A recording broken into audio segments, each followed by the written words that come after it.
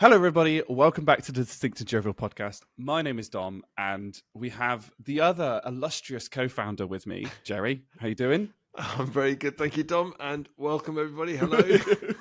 For those on audio, Jerry is currently scratching his nose with a tiny hand. A tiny hand, small hand. I know, is that one's the small hand? Have you got the tiny hand with you as well? I have the small hand for the small hand. I've got to make sure I get the right one. And people who have been on the receiving end of this the last couple of weeks, it's like, I'm not this again. You need to read the room. Yeah, I do. Small hand for the small hand. So you've got small hand and I'm a tiny hand. To the merch. The merch, absolutely. And we are joined. Do you know what? I'm really excited about this podcast, and we've been chatting for over nearly 50 minutes before we've even started the recording. And I'm really excited about this. And so we have Peter with us today. I'm going to say who you remind me of, Pete. I've told you this before. Yeah. Pete reminds me of a guy called Matt Mercer. And for those who don't know who Matt Mercer is, he is I'm going to call him a video games voice actor is probably what he's most known for, but he's done so much when you look at his IMDb. Yeah, he's in like a lot of anime and cartoons and stuff as well. Yeah. Like, he does loads, but he is probably the bigger names that he has done are in video games. For example, Ganondorf in Legend of Zelda. Yes, so he's Ganondorf in is it Breath of the Wild is the most recent one. Tears of the Kingdom. Tears of the Kingdom, sorry, that's it.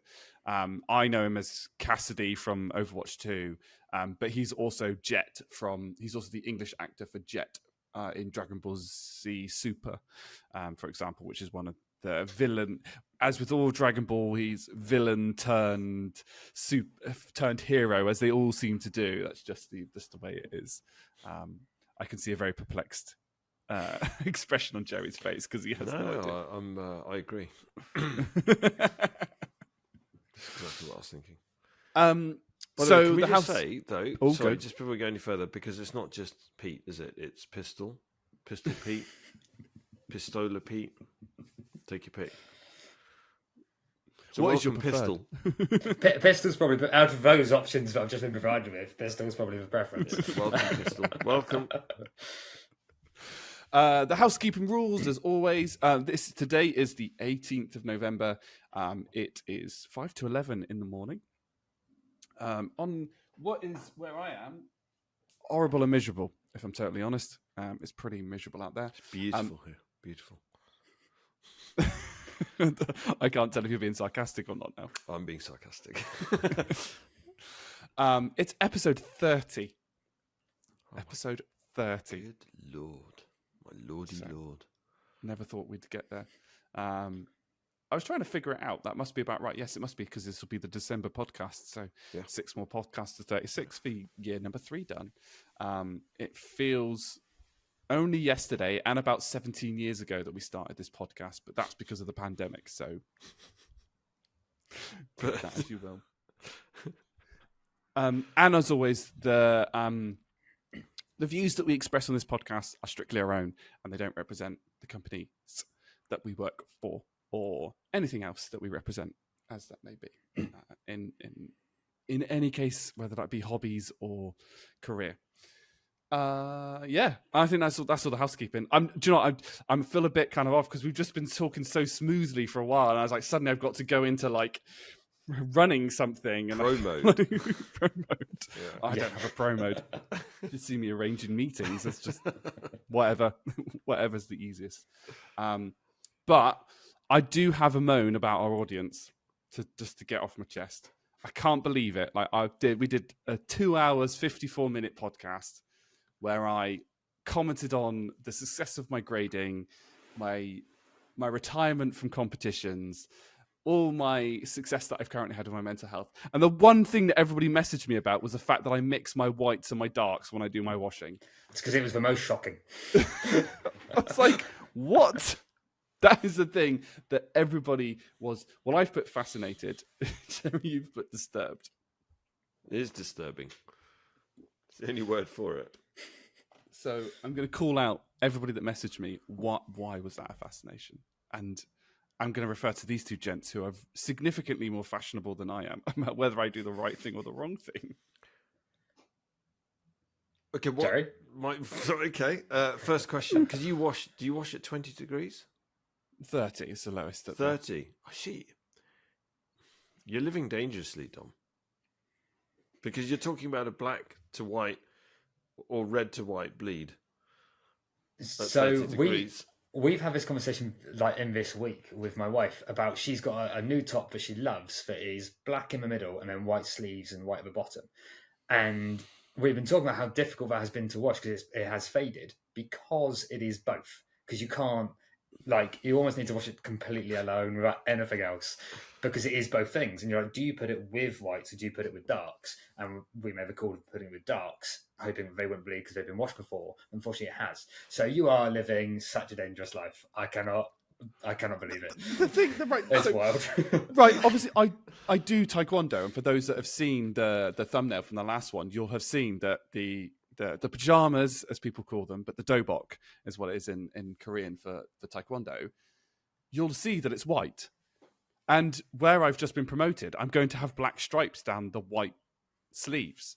So I've never fathomed this separate whites and darks.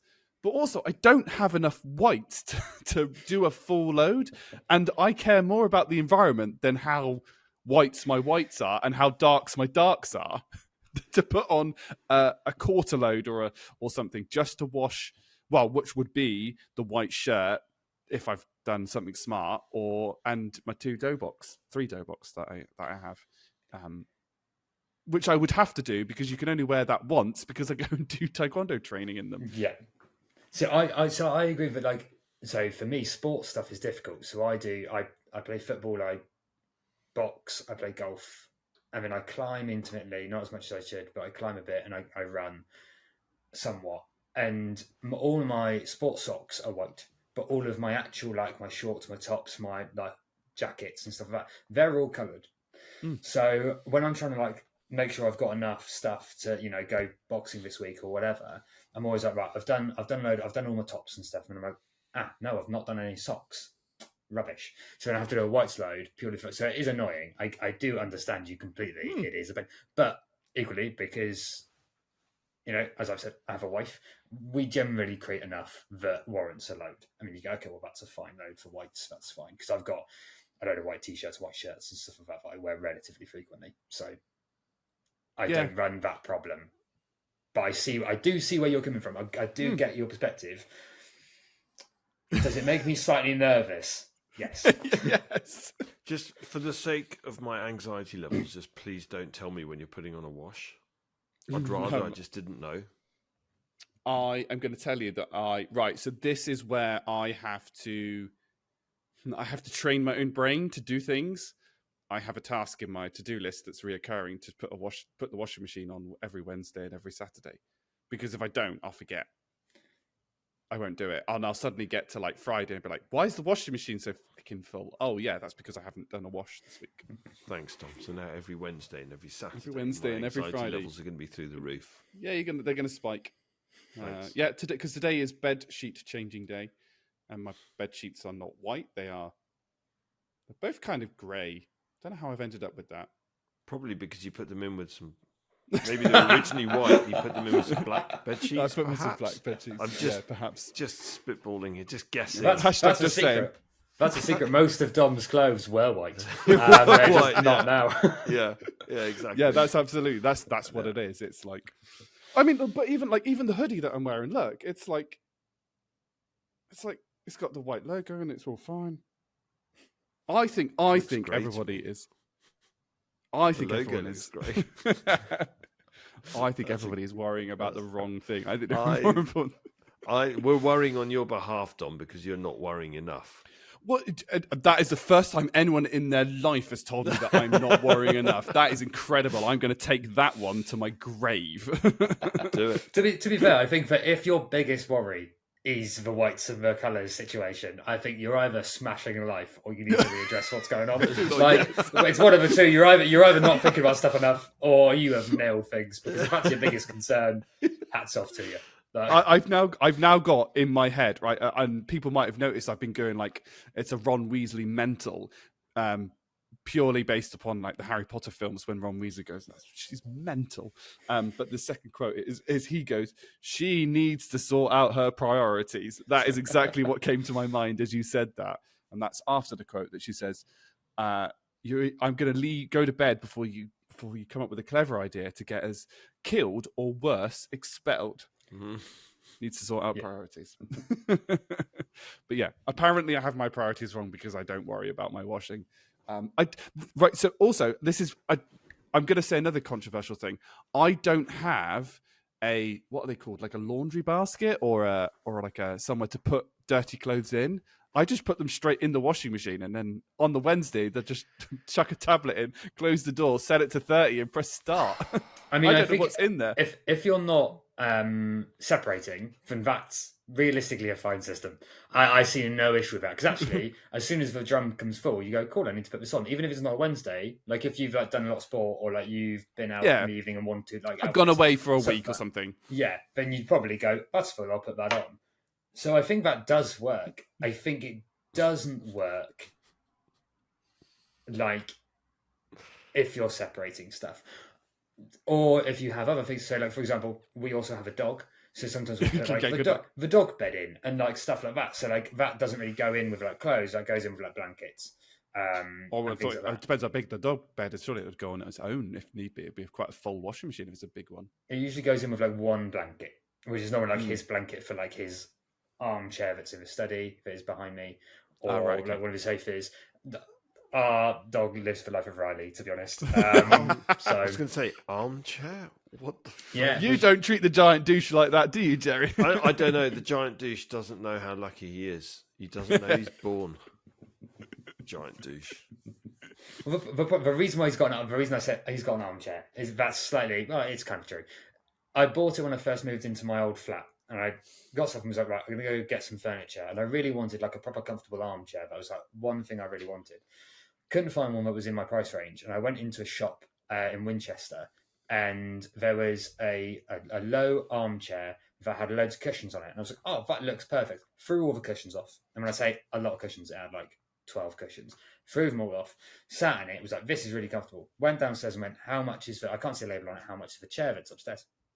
And they went, oh, that's like a display thing. That's not really for sale. And I was like, yeah, okay. How much do you want for it? Like, it's a shop. Everything's for sale. How much do you want for that chair? And they were like, okay, chuck us like 80 quid. And I was like, done, easy. Like, absolutely. I think so comfortable. I'll take that. But obviously we hadn't prepared for that. So I then had to sit on Winchester High Street in my armchair whilst I waited for Katie to drive some other stuff that we bought, including a big rug and things like this, home, drop them off and then load the car and then come back to pick me up.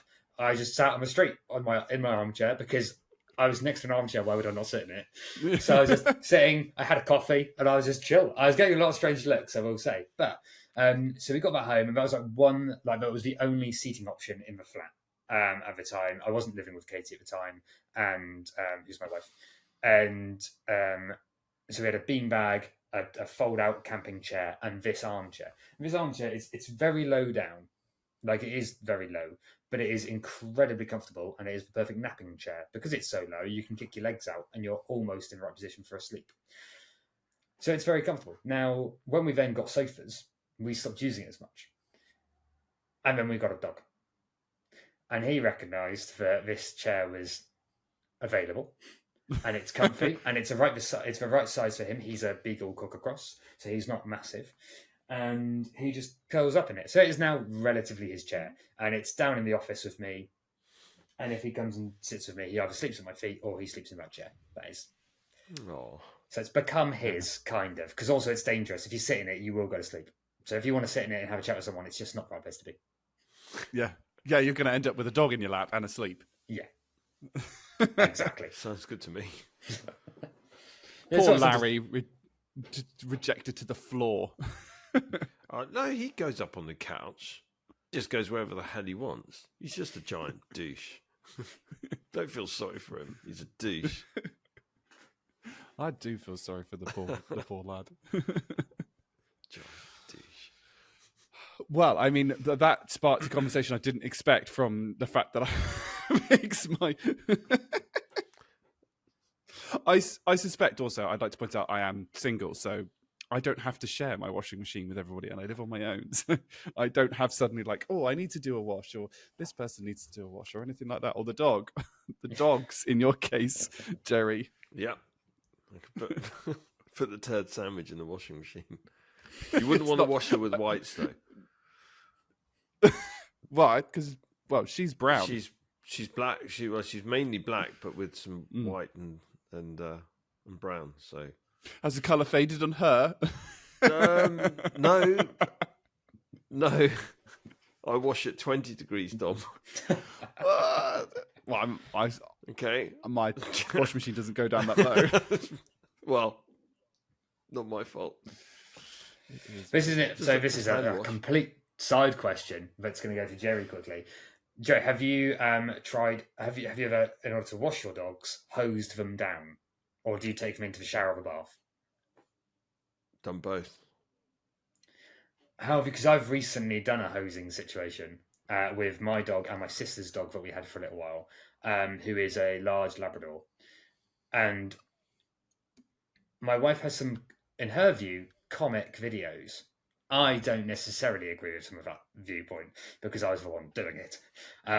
In sort of late October, early November, trying to hose down 2 dogs that are running around a garden.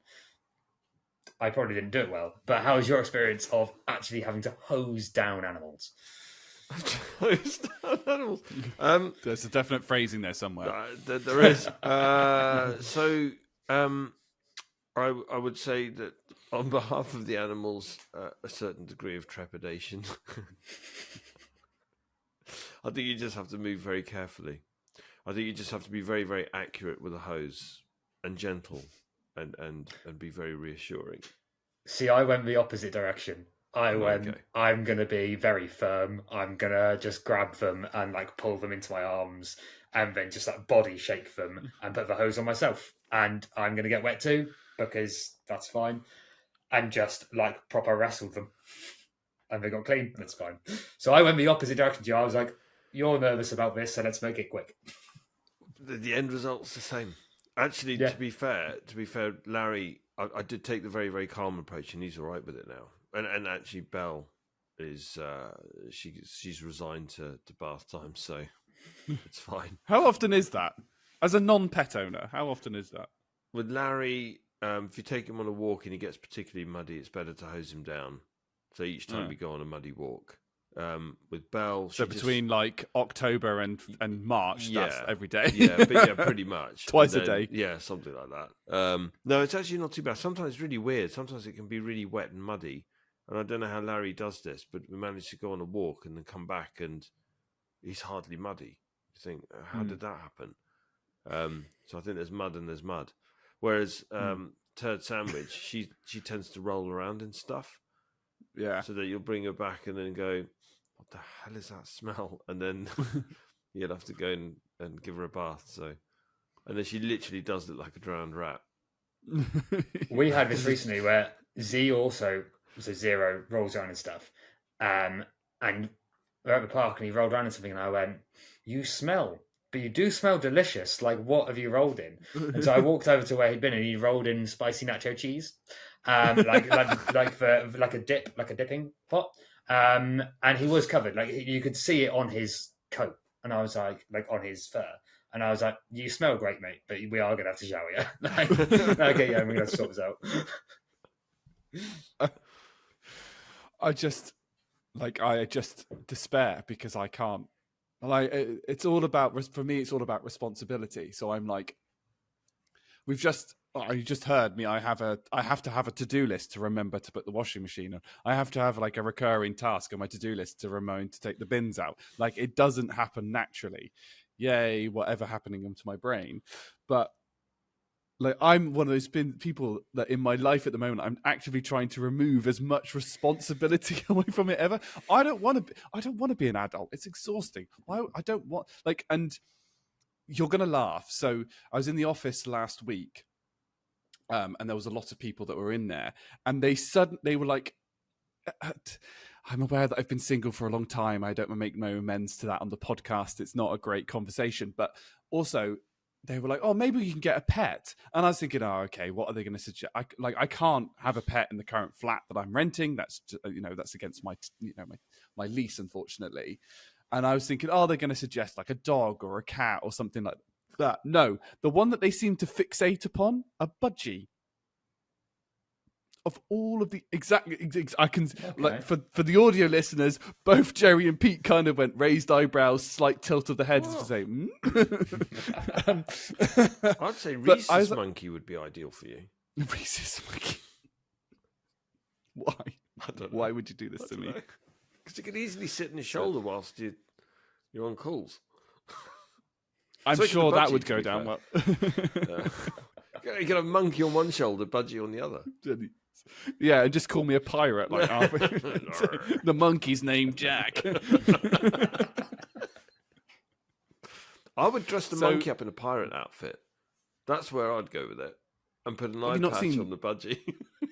The eye patch on the budgie. Have you not seen? It must be the second Pirates of the Caribbean that the monkey's I've only seen the first one. Or is it the monkey's in? I think all of them. The monkey is in the first one. Like I think the monkey is in. Like the monkey's in the first one, 100%. Because he's one of the early jump scares to Elizabeth when she's on the boat, when she's on the Black Pearl. Oh, of course, yes. When they're all skeletons. Yes. Spoilers alert for the original. It's a very old film. If you, I was gonna say, if you need spoiler alert now, listen, don't say anything about number 2 or 3. I haven't seen those yet, so that would be a spoiler alert for me. 2 and 3 are probably worth watching. Yeah. It has got one of the greatest sequences in, I think, movie history when Johnny Depp is wandering around the deck of the ship with a jar of dirt. Absolute comedy genius. Completely improvised. If you look carefully, you can see Orlando Bloom's looking at the camera crew as if to say, "What the fuck?" So yeah, would recommend him watching. And now we know what film I'm going to suggest to you at the end of this to watch next time. I'm looking forward to it. Yeah, I want to watch number 2. So yes, very, very interesting.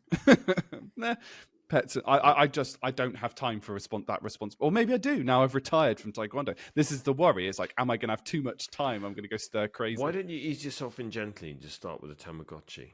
See how you get on with that. No, I've been there, done that, failed that. All right. Oh, well then, yeah. You have to remember to feed it and stuff. I barely remember to feed myself.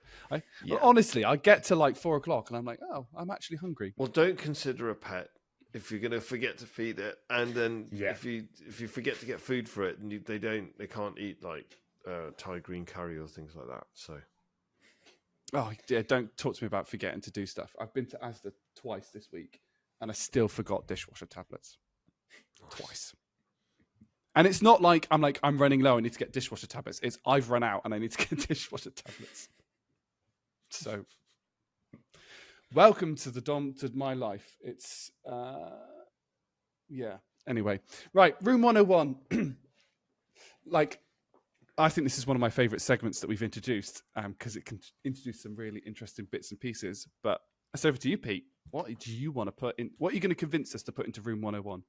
So, I'm setting myself up badly because I think I'm going to struggle with this because generally I don't hate a lot of things. So I kind of just ignore them if I don't like them and then I forget they exist. So I was having a think and I genuinely trying to think of something that I do hate or think should go in. Yeah, and it is difficult. I think I'm going to have to go with, particularly with food, people trying to overcomplicate classics. Now I completely understand trying to improve something, and I appreciate that. But if the only version of it on your menu is a fancy dancy version that has basically cocked it up, then that's on you. Like, you should look at yourself. Like, it's like if you go into a bakery or something and the only chocolate brownie is available has like cherry liqueur in it and like something else on the top, and you're just like, just want a chocolate brownie. Sometimes I'm a basic human being and I just want shortbread or I just want a vanilla ice cream. I don't always need stuff on it or in it. And I know that, and this is difficult because this is a taste thing, right? And I get it. But I think that if you, particularly with classic food, like with something that is classic, like a chicken and bacon sandwich or like a BLT or something like that, or like a chocolate brownie or shortbread, I think if you're going to offer a fancy version, you should offer a basic version because that is no more effort for you. You've already made it and then you've fudged it up. So you should really offer the normal version and the fancy version that some people might like, because classics are classics for a reason, because most people like them. It was interesting listening to you on that, because I was like, oh, I wonder, like, before you'd given examples of food, I was like, I wonder where you're going to go with that, because I was thinking like when you said foods, I was thinking, oh, like recipes, like, so, you know, people will do weird things with toad in the hole, or they'll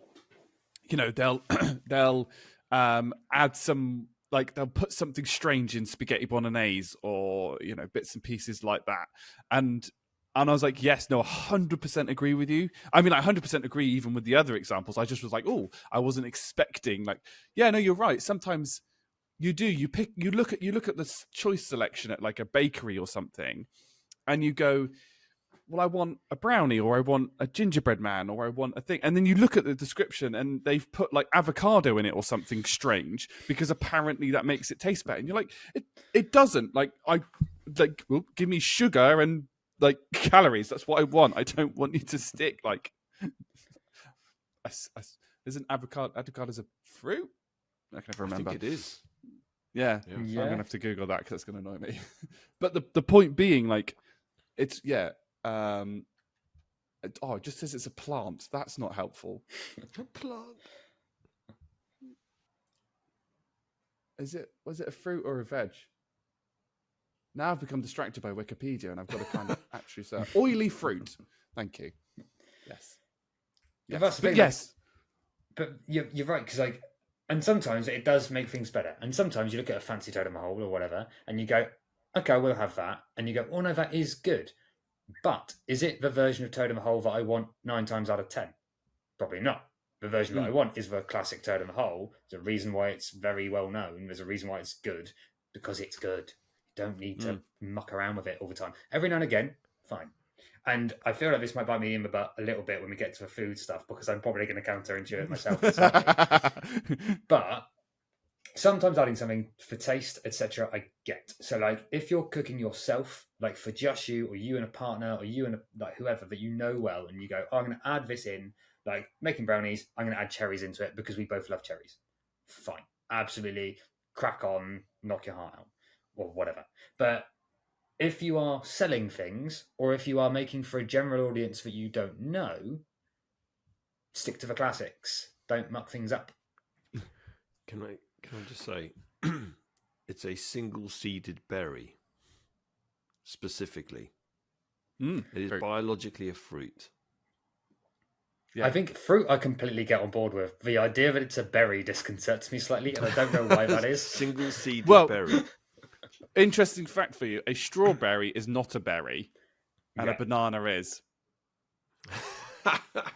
Love it. What's a strawberry then? Oh, I don't know. I just know it's not a berry, ironically. But you know when you learn facts and you go, I should never have learned that? Yes. Like, that's those of them. Like the strawberry one I knew, the banana being a berry I didn't. And that's one of them. That's like, I've learned dark knowledge here. Like, I've learned something that is not supposed to be known by man. Yeah. But the thing is, right, so this is going to go off a bit of a tangent now that we're kind of sort of discussing facts and figures, but Jerry hosts a quiz for the company that we work for on occasions. We're overdue one, Jerry. You need to speak to chat. We need to get on. We need to speak to chat Stevie T. But one of the things that is interesting is I was talking to my guardian angel KP, and one of the things that we were saying is I was talking about training. This is where my brain is going off at a tangent, squiggling a bit, and we'll come back in a minute. But they were talking about training, and I did a whole day of training, and I learned all, right? Because my brain doesn't work like that to retain that type of knowledge. If I want to learn something, I'll be like, oh, I've got a problem. Let me go away and learn that specific bit. Like if I'm doing a coding problem, I wouldn't learn React as a coding framework. I'd be like, oh, how do I add state to this object in React? Right, I'll go and research that. Or how do I pass through this variable to it? Whatever.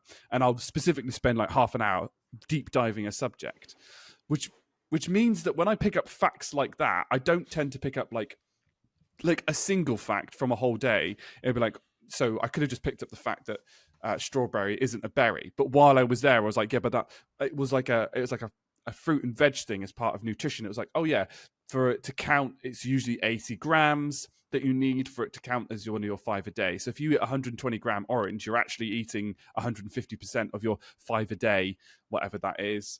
It was also the same time, I learned that a strawberry is not a berry.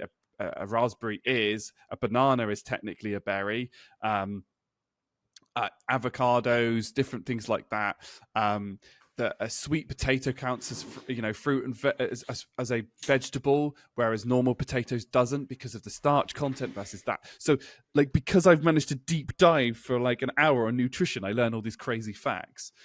But because I don't do that very often, it means I'm completely hopeless at quizzes because I don't retain knowledge like that. Plus, you've never asked about fruit and veg in the flipping No, quiz, but I think so I might do, and then you'll be able to answer this. Yeah, but then I'll massively fail, like, No, won't I? you Because won't I'll do. just be like, I'll give you a head start. Okay, so strawberry is a false fruit. It's a pseudocarp, apparently. Yeah, it's It's true. actually a multiple Yes. fruit which consists of many tiny individual fruits embedded in a fleshy receptacle, Yeah, yes, which is nice.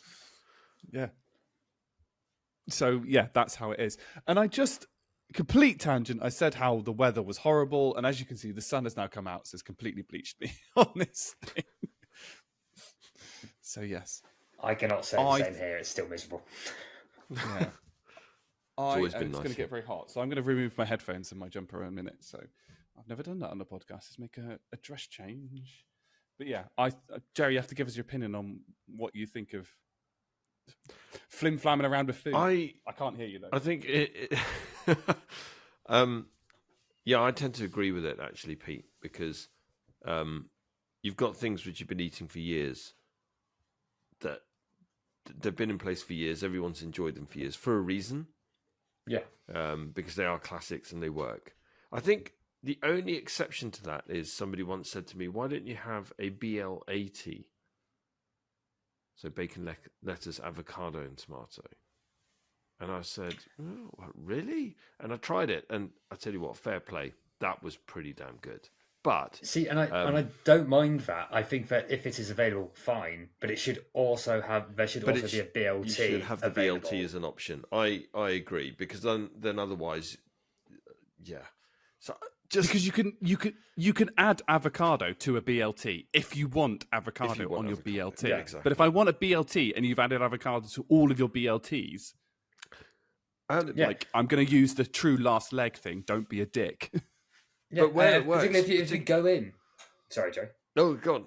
I was going to say, if you've gone into a shop and gone, I really fancy a BLT, and then you don't like avocado, and you go in, and then all they've got is BL80s, you go, Yeah.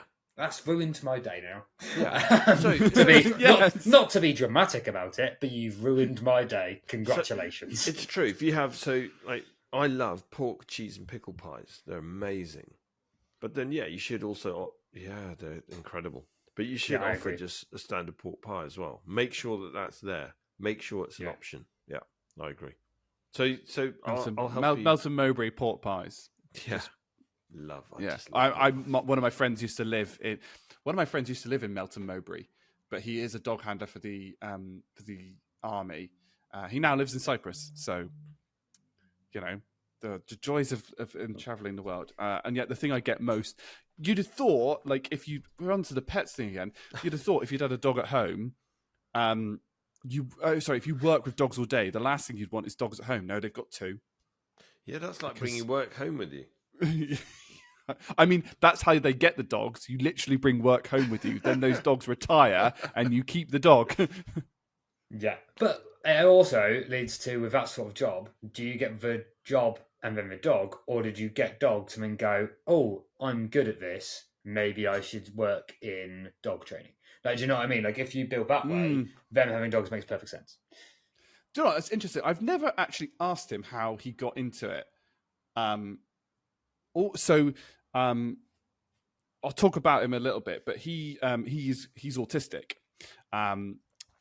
which is what made his wedding. I was his best man at his wedding, which made it so funny because about 4 p.m. His social battery was zilch.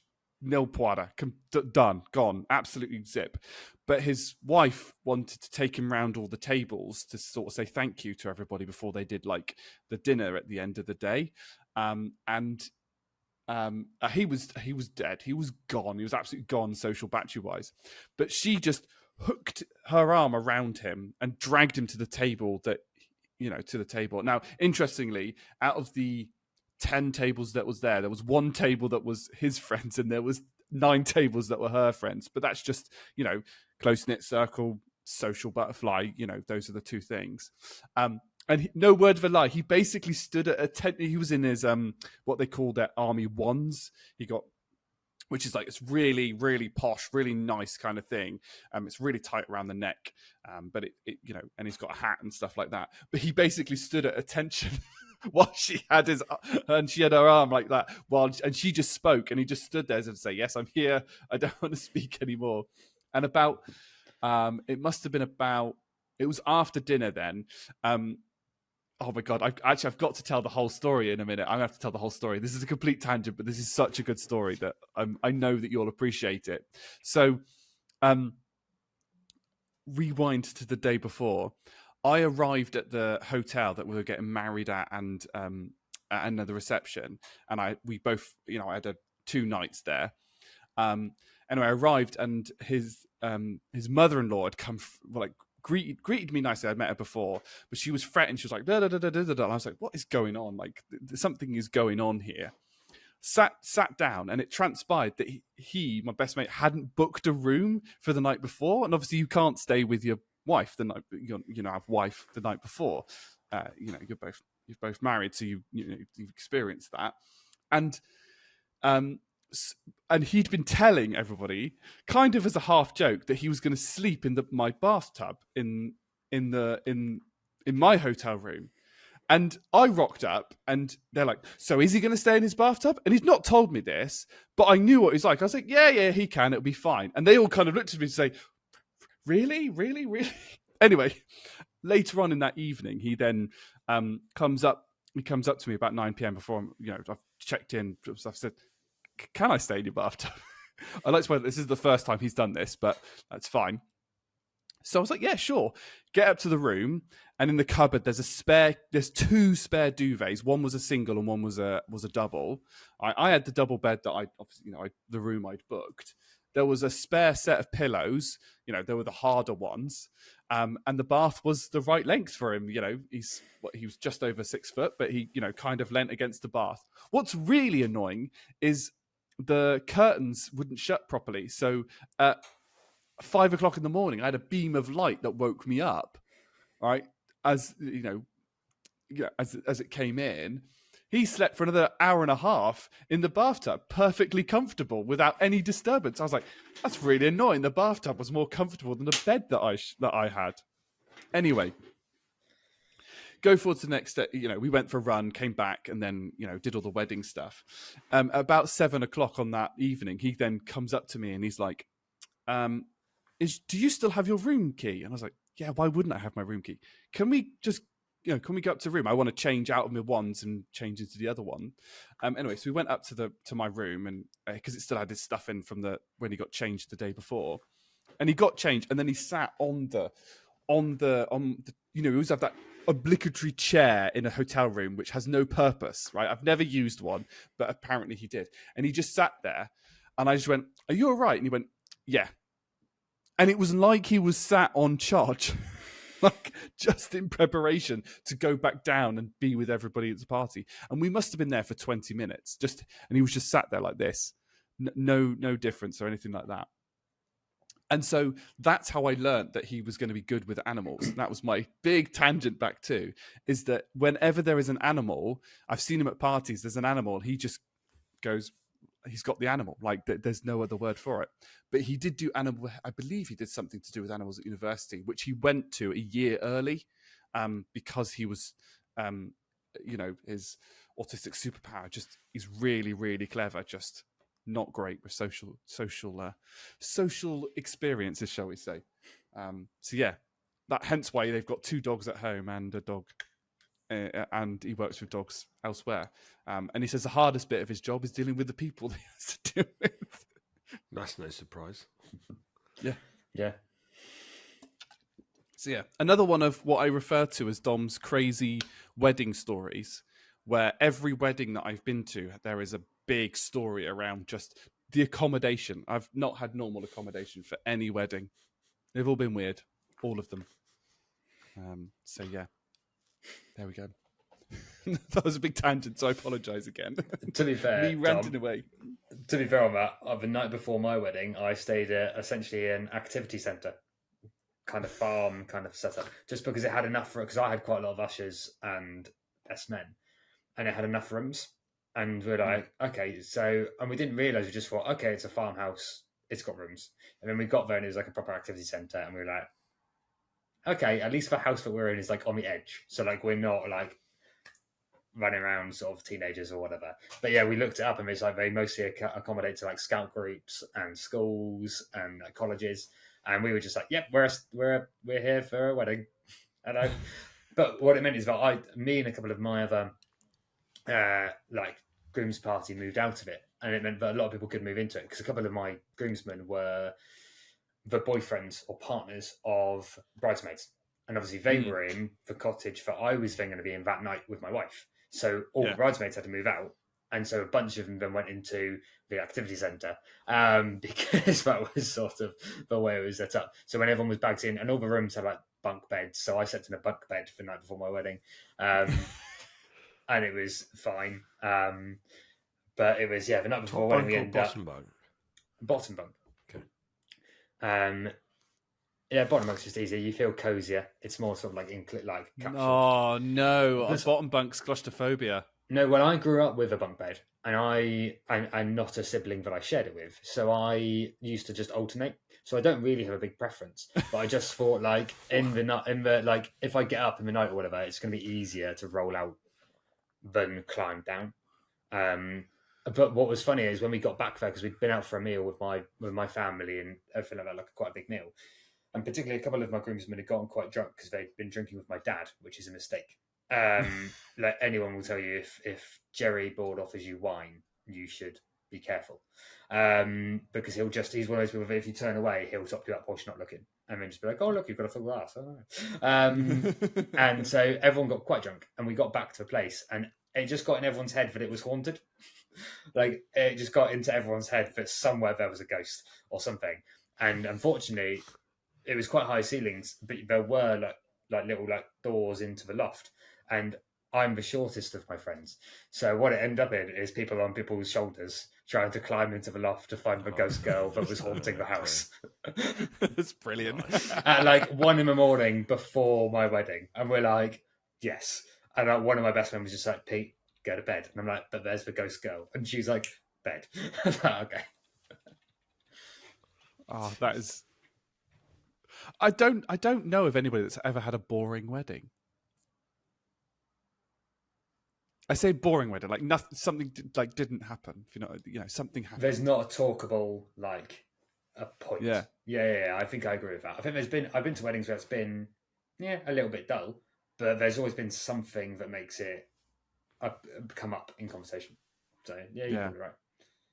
Pretty much. Jerry's not thinking about it. Well, pretty much all the ones I've been to have been uneventful.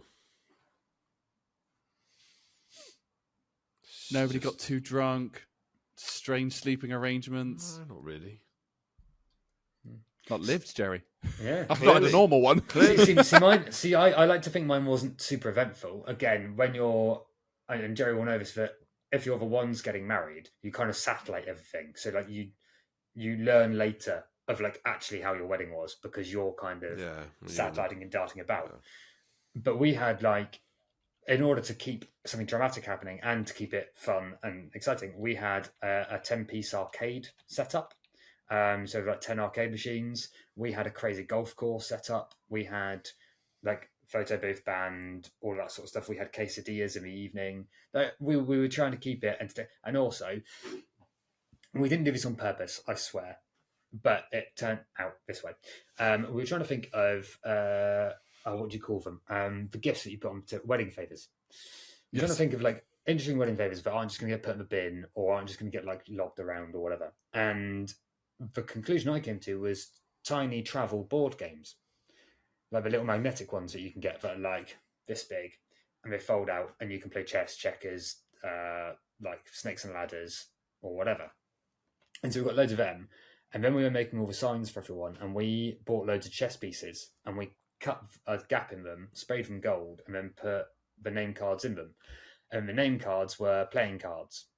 And every table, because we had 3 tables and then the head table, were a different suit. And our head table was hearts. And then we looked at it and went, my surname's Board. Does it look like we've made this board game themed? And like we're like, no, we've stepped into a problem. But like we were like, at this point, we're into it. Yeah. It's cool, it's fine. But we at one point we did kind of look around and went, we've kind of game themed this wedding, haven't we? Sort of, and with like Crazy Golf and with the arcade machines and everything like that, we went, yeah, we've accidentally themed it, which isn't a problem. But we were like, that's not what we intended to do. But it meant that everyone had a good time. I hope it's what we've heard at least. Because lots of people, and we've got some very good photos of like people like with the guns and the arcade machines, like getting like proper serious, and you've got like, you know, silly people getting serious people getting silly, all of that sort of stuff. So it's quite fun. But that's meant that there's not really a lot of like, there wasn't really drama from our wedding. There was just like people being like, oh, well, I was at the arcade machine for ages. And it was like, okay, sick. But yes, I mean, I wanted. Oh, why wasn't I be invited? I would love to be invited. That sounds amazing. Because they couldn't find accommodation that was awkward enough for you. Yeah, it's too normal. Yeah. It's too normal for me. Honestly, I've probably told a few of them, but I've had like rooms where the height of the ceiling was the same height as a bath. I've had like it's in a loft, so the it goes across there. I'm sure I've told that one. I've had it where the shower's been in my bedroom. Like nice. It's, you know, like the glass cubicle is in the bedroom, like the bed and the glass cubicle. You were on the stairs. What else once. did I have? See the thing. Yes, I was under the stairs once. See the shower one depends how you talk about that, because that's one of those things that can either be like that's a weirdo cheap ass room, or that's a very fancy room. Because like I've been to both those scenarios where I've had like a dodgy weird cubicle in the bedroom and it's been weird. I've had another one where there's been like a shower set up in the bedroom and it's been all very sort of like posh and like they've tried to make it like sexy. So it can be it depends how you describe it, because both those things are kind of true. It depends how it's laid out. Yeah. Do you know what I mean? Like, I know a what you shower mean. in I the know what you room mean. can be a sign of a luxury room. Yes. No, to be fair, and I know what you mean, because they quite often do these really fancy rooms that have like, I would more akin like a bathtub in the middle of it. Yeah. And you're like, I don't know how that works with the plumbing and stuff, because it always looks like they're floating. But yeah, you get like a bathtub in the middle of the room. And I don't understand it, right? I think I've probably been single for too long, but you know, they have that there. This was in Germany, so I think from what I heard, it was the first time I've stayed in a non-chain hotel, so it's not like a Premier Inn or Holiday Inn or equivalent. You know, although I've been around the world, it's you do cheap and cheerful, and because this was at the wedding reception area, like it was a nice. It was like they called it a house. If you can call a house that's got 47 rooms a house, you do you, but. And apparently it is a European thing to have the wash basin, the shower in the bedroom, and just the toilet as a separate thing. I'll do it the other way. I'd put the toilet in the middle of the room, middle of the bedroom. You're an absolute criminal. And then just... because that's the only place that's okay, prison. And then I'll just film the expression of guests as they walk in and go, oh. So, right. Okay. Oh, so I thought you were going to go with the expression if I'm using it, because I was like, so then not only you put the toilet in my bedroom, you're then watching them, which is worse. Okay, that's creepy. No, but no, I'm imagining not like you stood there, but you know those old paintings, right? Where like in old like horror films and Scooby Doo films and stuff, I was going to say the eyes move. Yeah, and the eyes are cut out, and you can watch. I'm imagining that like behind like, the bed. What, and then always got that Jerry just like, no, I was just. They've always got those. So when they blink, it always is like you've hit a xylophone. Can I just be clear here? I'm not suggesting for 1 minute that anyone should be watching somebody taking a Mondo Duke in the middle of their hotel room. or even videoing it. No, absolutely not. I just Unless they've both consented. And that's what we're into, which is fine. okay. Well, I'm moving on. I think it's time I'm you do moving you. on from this. You do.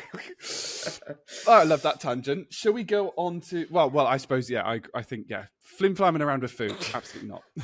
Actually, what would be That's what even it better started than from. an actual toilet is you just have one of those like toilets, but they're just a hole and you have to squat, and it's in the middle of the I've got too many hotel nightmare room. stories about them. Oh, anyway. Sometimes I hate my life. On the complete opposite end, sticking with food rather than getting rid of food, shall we say? Yeah, go to the other end. Yeah. Okay. Food of the month items. So we've done a collection of these over the course of doing this podcast. So we've picked 3 rather than trying to do all 12 like we did with Fiona. So we'll see if these are short and sweet or whether these horrified. Normally Jerry gets horrified if you Really? with food. I'm cool. I'm expecting that. Yeah. Yeah. Pizza topping. Let's do it. Hawaiian. 100%. 100% Hawaiian is best.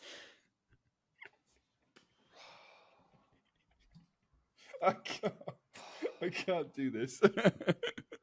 That's just fucking. You've just broken me. What am I even supposed to say to that? I'm going to be like one of those, interviewee. Someone being interviewed and just suddenly takes their mic off and everything, and then they just storm out the studio. That's going to be me. I'm Can't take it. I'm trying to think of a famous celebrity that's done that recently. No. What I'm going to say is Hawaiian. You can talk to the hand. So, like, also, like small last night, I hand. had quite a nice, like, Parma ham and balsamic pizza. I think what it comes from is that I quite like salty food, but I also like it to be offset slightly. And Hawaiian does that because it's salty ham, salty cheese, and then you've got pineapple that just offsets the salt slightly. Delicious. So you're a salted caramel fan? Yes. I'm generally a savoury fan. And the Hawaiian pizza thing also leads me to another, and this is an argument I have with one of my friends, is that I'm not a big fruit person. I'm not really into it. But I'm not into it in sweet food. Whereas I am a big fruit person in savoury. So I only like fruit when it's with savoury items. This is just getting worse. Okay. So like apples in curry, or like apples in like with sausages and stuff like that. You're like Jerry's nightmare. Yeah, I am well aware that Jerry is going to sort of like dissolve in a second. But yeah, I like fruit. I think his in internet's cooked. just clapped Yeah. out for it as well. He's pressed the button. He's pressed the panic button and just dipped out. Yeah. Am I back, by the way?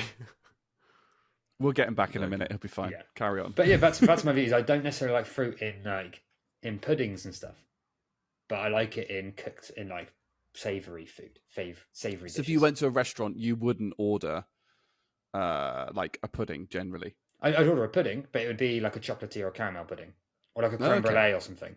But I wouldn't get like a fruity one. Fruit would put me off it. But if there was something fruity, so like when I was on my honeymoon, one of the best meals I had was sticky like barbecue ribs, but with a blueberry like cornbread loaf, and it was incredible. That sounds good. That sounds good. Yeah, I'm just a big food. I just like food. Yeah, I mean, there's also that is I am to preface all this, and the fact that my Room 101 thing was around food. I am a foodie, like, and I love experimenting with food. But when it's like I think that having the option was a thing. Like, I think if you're making for yourself and stuff, you should experiment and go wild. But yeah, so Hawaiian. That's my vote. It's easy to enhance food. It's very difficult to take away from food.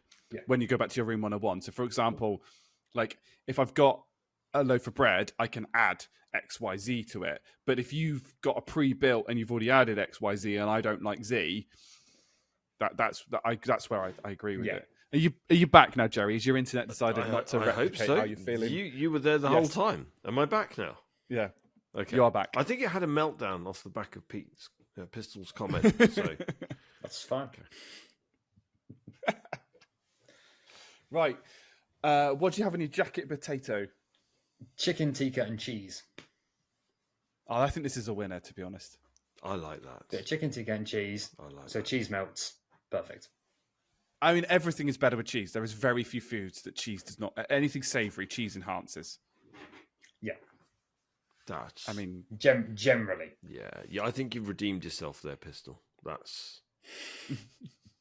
Yeah, I like the sound of that. Never had it, but I want to try it now. Actually, I know what Jerry would like on his jacket potato these days. He wants the curry sauce that was from the fish and chip shop that we went to on Tuesday. Oh my God! So don't get me started on that again. I thought you and Catherine were going to have kittens over it. Yeah, I am so upset that I missed that. Oh, yeah, it's a shame. We missed you. We missed you, Pete. Yeah. That curry sauce was just insane. And that's all I'm going to say on it. Because otherwise you'll get me started and then that'll be another 45 minutes on this podcast talking about curry sauce. This is what the podcast is for. Well, 45 minutes devoted to me worshipping curry sauce. What was weird, though, is it did have a substance in it that you didn't know what it was. That sounds did a squish test. Think it was raisins. Not 100% sure. But this curry sauce is next level. I mean, raisins are in Coronation chicken. I think that's, Hoops has already got me on that you one. Can take that. He's already got me on that. He backed you into a corner there, didn't he? He did. He so did. Yes. Sorry. Just something dripped. But not like a little drip in my flat. Like, it sounded like someone had just poured something. Ominous. Well, you know what they say, when it rains, it pours. Well, stop. Yeah. Yeah, is it now raining? No, I don't know. Strange noises. Maybe my flat's haunted. Maybe we need to bring up the ghosts. We haven't done. Let's go. I think your flat's haunted by Aquaman. I was to say we haven't done a conspiracy theory for a while. We haven't. Have we? We probably need to do. We probably should do a New Year full-on conspiracy theory at some point. So we can do that. And the last bit on the food is the best form of potatoes. Mashed. Whoa. Nah, this is me. Yeah. So I know that's a rogue choice for a little. Yeah. My view on it is mashed potato can go on things and it improves other things, such as put it on mincemeat. You've got shepherd's pie or cottage pie, depending on the type. It goes with bangers and mash. It's part of it. It goes with toad of a hole. It goes with all these sorts of things. It's my general rule for a lot of food, and this is going to sound a little insane, maybe, or at least just lazy. The fewer items of cutlery you need to use to eat a meal, the better it is my view. So mashed potato, you just need a fork. Easy. Or a spoon if you're a weirdo. But fork, easy. Also, you can add to mash. So like a mash can be, because like if you talk about roasts, like roast potatoes or chips, generally speaking, even if you say like, oh, I rubbed goose fat on them, or oh, I did this, generally speaking, they're much of a muchness. And how good they are depends on how long you have cooked them. Like it depends how crispy they are, how soft they are, and what your taste is. Mashed potato is similar, but you can make it creamier. You can make it more buttery. You can add different things to it, such as whole grain mustard or horseradish. Horseradish mash with like some beef or like something like that. Incredible. You can add cheese to it, cheesy mash. Options. It's versatile. Still mash though. Yeah, I think for me, because my principle on food is I like crunchy. There's very few foods that I refer to as baby foods that I like that I get on board with, like overripe bananas, mashed potato, avocado. I find it tacky. Especially, right, and so if I will eat mashed potato. I don't mind it, especially if it's like cheesy or I've got something like baked beans or it's with gravy or something like that. But I have to eat it first because cold mashed potato is the devil's turd. There's no other word for it. It's just like cold mashed potato just does not work. So yeah. Here's where I'm going to say something controversial, and that is I am a very slow eater. Therefore, most of my meals end up finishing on a cold note because generally speaking, that's how I eat. So I've learned to like any food that I do like hot, I like cold because I've eaten most things cold because I'm generally just slow.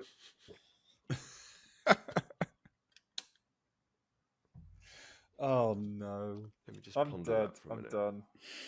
Yeah, I'm just gonna I swear I did something wrong in a previous life. For our audio listeners, Jerry has currently got his hand on his chin, but his hand is the size of his nose. Let me just explain something here. Mash, so you had the opportunity. So for me, you started off with Hawaiian. So that was 0-1. Then you came back with, was it? No. What was the topping again? It was curry and cheese, but chicken tikka and curry and cheese. specifically. Curry and cheese on a jacket, and that was 1-1. And yeah, you snatched defeat from the jaws of victory with your mash. Snatched defeat from the. And I'm fine with that. That's fine. I mean, we always. I think it's good that our guests like what they like. Some of them are mental, but yeah, I enjoy it. You've asked me what my opinion is. I've gone that's my view. Exactly, and we want to roast you for your opinion. Yeah, and that's absolutely fine. Food joke. We start off with a disclaimer, which is these are all just our opinions. But the one thing that we didn't say is that actually your opinion on this is wrong. just want to make that clear. Imagine that that should be your next disclaimer. Just like when you have a guest, just being like, our opinions are opinions, and they don't reflect the views of anyone, and our guest opinions are wrong. Go. That was a bit that we left out. I just thought probably best just not to cover that off. We're saying it now, though. The disclaimer's now kicking in. So you're wrong. We can now kick in. Dear guest, that is brilliant. You are wrong. Please come back. Please come back, despite being wrong. Amazing. Oh dear. I mean, I think you're 2-1 up for me. I don't mind Hawaiian. I'll give you some credit on that one. And I think that overall that makes it a draw. That makes it neutral, and that's acceptable. Still There's nothing wrong with pineapple on pizza. There's nothing wrong with pineapple on pizza, and I get why people like mashed potato. It's just not for me. But to a certain extent, right? This is going to sound weird. I wish I liked that texture more, right? Because then I wouldn't have to buy like one banana and eat that during the day and then go back and buy one banana. Because if I buy more than 2 bananas, by the time you get to the second day, they've gone too far gone. Mainly because I think there's. Do you know how to stop that? My flat. Do you know how to stop that? I don't. Here's my tip for the day. You take where all the bananas meet at the top of the bunch. You take that and you immerse that into a little pot of water. Okay. Slows down the ripening process by 10-fold. I did not know that. I've tried it, by the way. So that's 2... I've tried that. Does it work? It absolutely worked. I saw it on some short clip of life hacks, and I thought, what? Well, it's so easy to try, and I did. And those bananas stayed yellow for a week. Well, my banana's already too far gone, which is why I'm having banana pancakes. You need to dip the end bits in water. Hashtag just saying. But it's the same. I'd like to like avocado because it is very healthy. It's very good for you. I love avocado, but I can't stand it stuff. Well, I can eat it with things, but yeah, I'm in a similar camp. Like I used to hate all nuts. I mean, I was like, as someone that struggles with weight gain, was like, right, I could do with more protein, all these sorts of things. And I slowly made myself so now I like most nuts, to the point where like I will cook like satay sauce chicken and like peanut chicken and stuff like that frequently, because I actually do like that now. And I have like nut boxes for snacks and stuff like that. So I've come completely full circle most of them.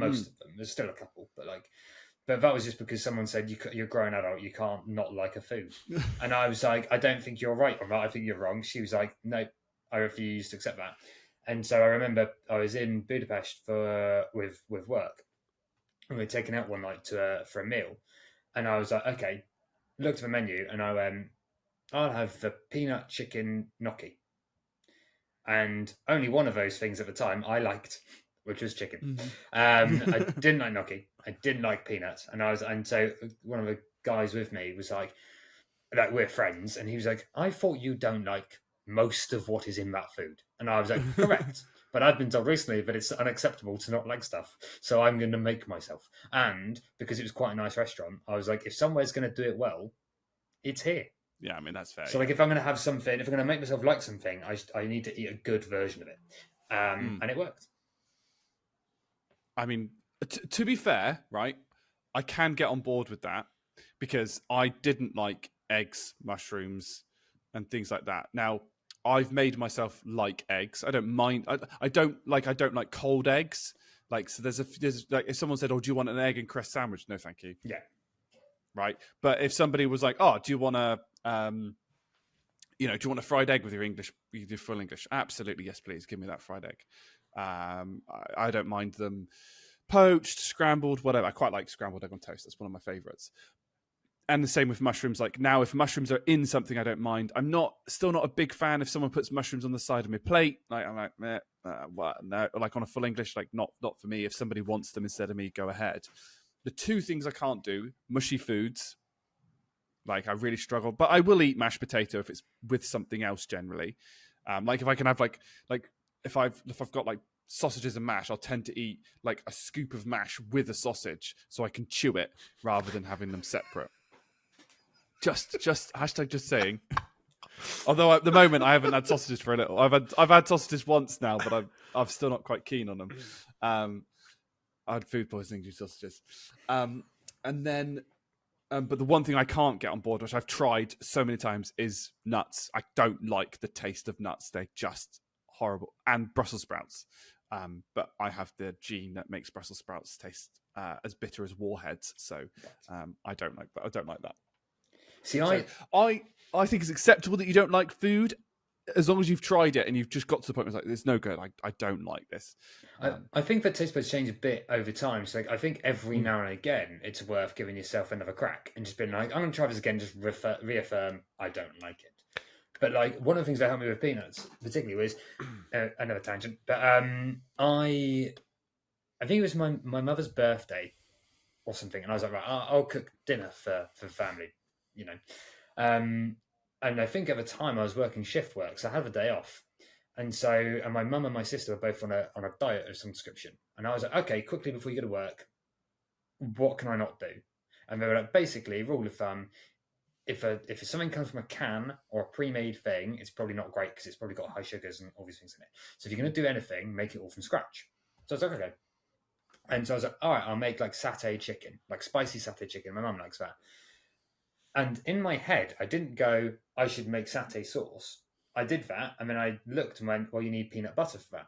So instead of then going, I'll get an organic peanut butter, my head went, they told me not to buy anything in a jar, so I made my own peanut butter. So I spent the day making peanut butter, making satay sauce, like making it all. And at the time, I didn't really like peanuts. So I was tasting this, as any good chef should do, tasting as I went, and going, it's all rank to me, isn't it? And just kind of being like, right, it's all disgusting. And then, but because of that, I managed to make it to my taste. So I got to the point where I went, oh, actually, I quite like this peanut butter because I've probably put more honey in than you would normally, or whatever. And then when I got to the satay bit, I was like, oh, again, I like spicy food, and my mum's okay with stuff like that, so it's all that sort of stuff. So by the end of it, and I will admit, I broke a blender and had to go get another one because I overran it because I made so much peanut butter. I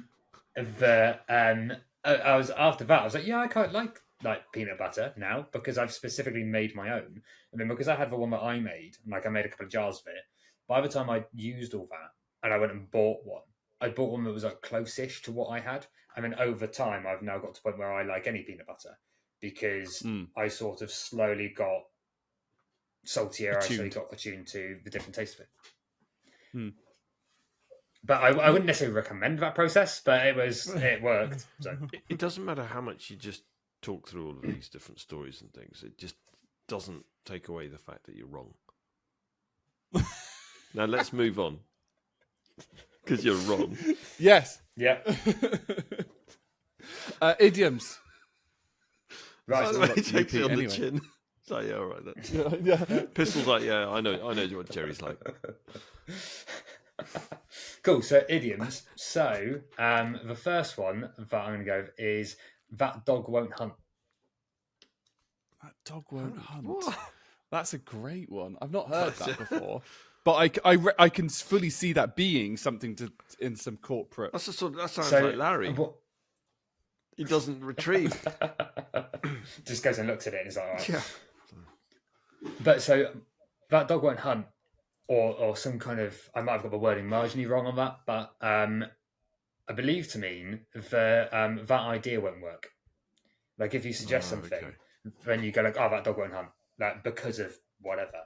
So I use it at work a bit and stuff like that because it's like, that dog won't hunt because of whatever. And you go, okay. You have to be careful though saying that, because if somebody only hears part of that, they might think that you're calling them something. You go, what did you just call me? Well, so a dog? That dog won't hunt is a US phrase. Yes. Southern US slang originally. Do you want to know the 17th, 18th century UK equivalent? So I think it's something along the lines of like that horse won't run. Or is No, it like, is it that cock won't fight? In refer to like roosters. Now that would get me in trouble at work. Yes. Thanks for clarifying that. I don't know. I was thinking, what sort of cock are we talking about here?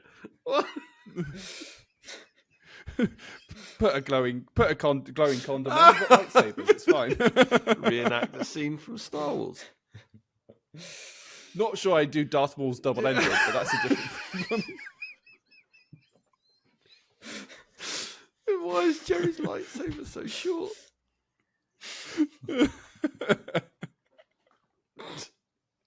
Oh no. I might have just broken Jerry. Double-ended. Darth Maul. Oh, okay. Anyway, like I said, thanks for clarifying that, Dom. It might be good. It might be good background music to have Duel of the Fates as well, but I don't know. So you know. Oh, if you're going to do it properly. Oh my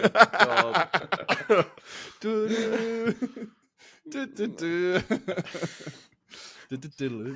Anyway, right? Yes. No, that's great. I've not heard that dog won't. I mean, there are a few people that you could definitely. Well, it seemed to suggest that it wouldn't happen, but I suppose it also could be used to represent people that won't be doing something. We all know a few of them. I think I'm going to have to use the old English version in a meeting. If somebody comes up with some shite idea, I'm just going to go, you know what? That cock won't fight. That's all I'm going to say. I was going to say, based on the last couple of weeks and our inability to read the room, let's leave it for maybe the new year. Fair enough. I reckon. Based on, please do it and then let me know the feedback. I'll let you, like, I'll let want you both to know how we get on. Yeah. Yeah, it'd be good.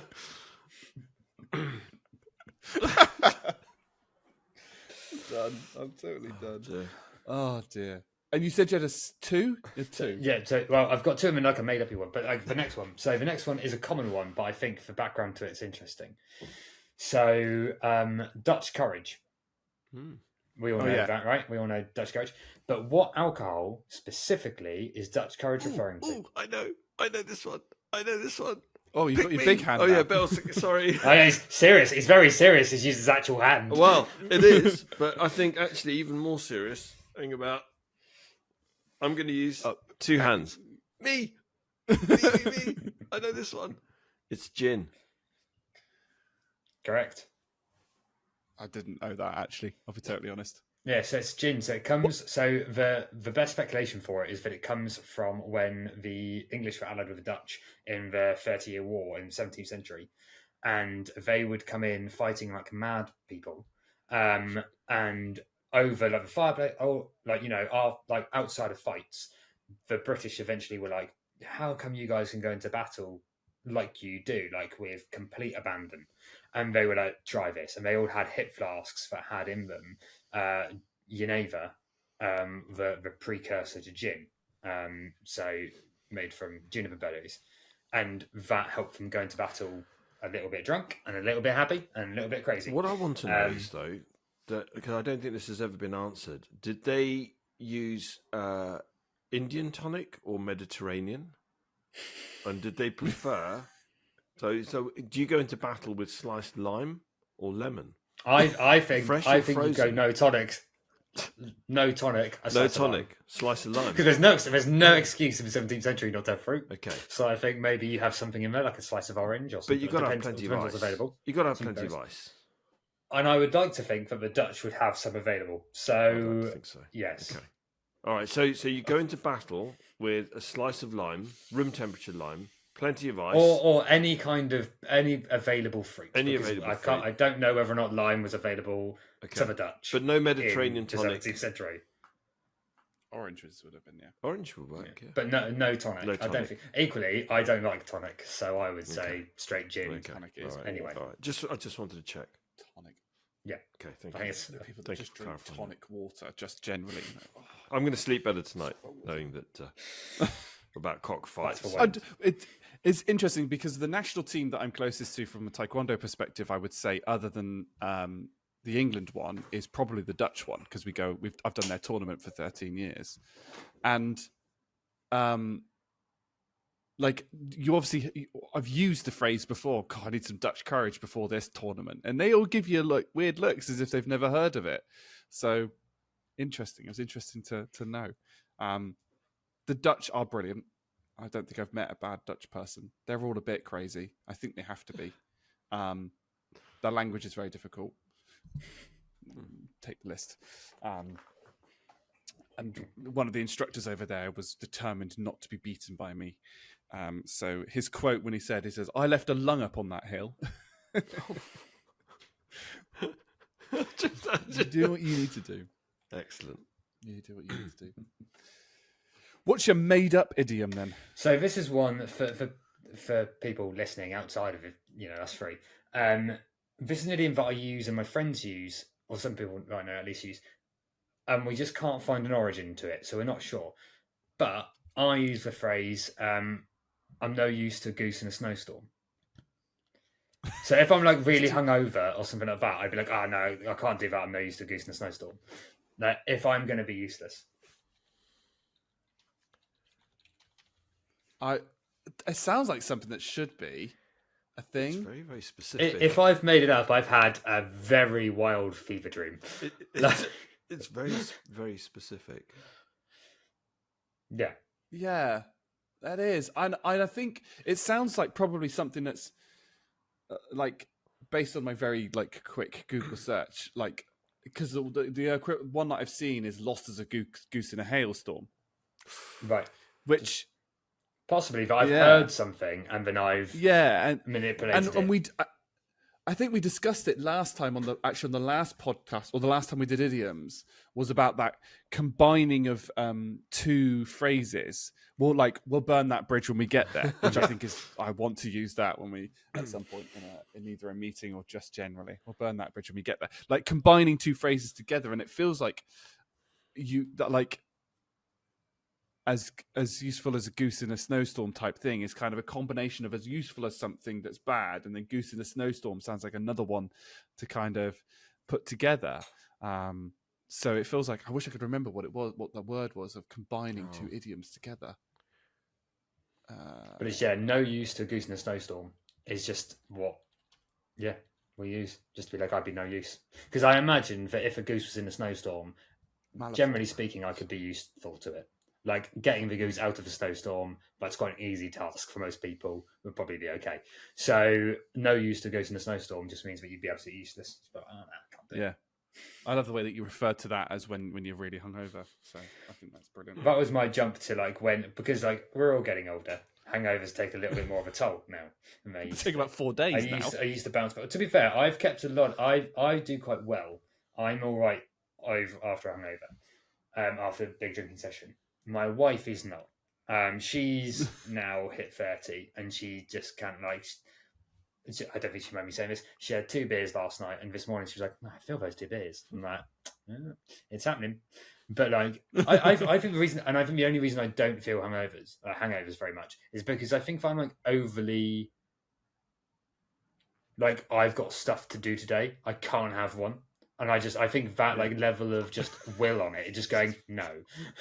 Sorry. The problem is, most of our listeners are audio listeners, so they haven't got a Scooby-Doo. But that went horribly wrong anyway. Because you saw my Yeah, hand. because I would have laughed if you dropped. I would have laughed if you Yeah, dropped I think that I would have completely. That laughed would have and been cried funny. at the same time. Sorry. Sorry, I Pete. think it was a valid risk. Sorry, Pistol. That's Yeah, right. I thought so. For those It's audio interesting listeners, Jerry just drank a glass of a beverage, with the tiny hands that we have been talking about. It's Dutch courage, by which the way. one can only presume contain very little grip. It's Dutch courage, and it's Zero. got lime and lemon in it. There you go. Because that's how I roll. Like I've just got a bottle of water. Oh, I've said that very British bottle of water. I've got a bottle of water here, and that's it. Like I don't put anything in. I don't drink squash. I don't really drink anything else but water or a decaf tea. That cock won't fight. Or 27 Lemsips when I've got the slightest sniffle of a cold. See, I'm a honey and lemon person. My family is sort of a little bit more of you don't take normal drugs, you take, like, we're not necessarily like homeopathic, but Yeah, I know. Probably more down that line of like village recipes, like old wives' tales and stuff. Like that's what I've got to say. For me, I would never, like, if I've got a cold, I would never touch Lemsip or something. I would get honey and lemon and just make that.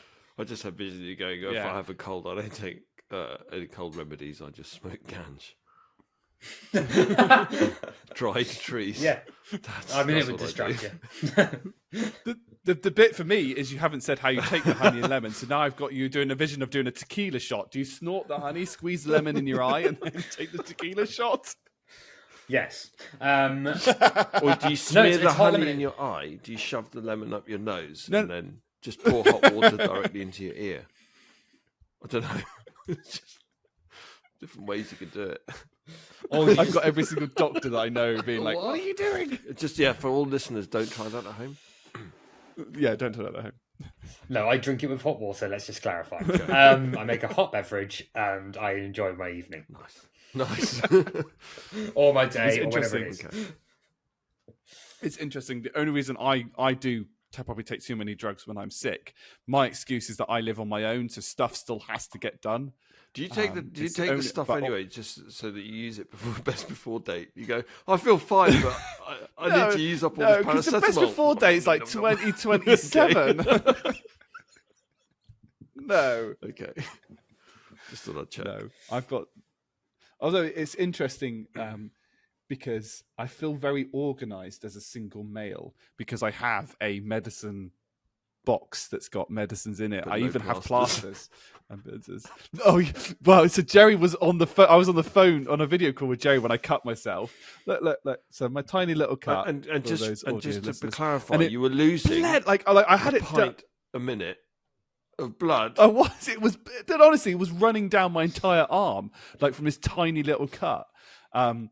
And because I do taekwondo, I actually have a first aid kit in my Without taekwondo plasters. bag. So I was trying to do like with my arm like this, and I was trying to do that, and wireless headphones wandering around my flat. And Jerry's like, "What are you doing?" Like I've got blood running down my hand. No, it's all fine. That's my excuse. You emptied out the entire contents of your first aid kit. Yeah, which I did. had I everything literally in went it. like that with the first. Sorry, Yes. I'm sorry. Defibrillator.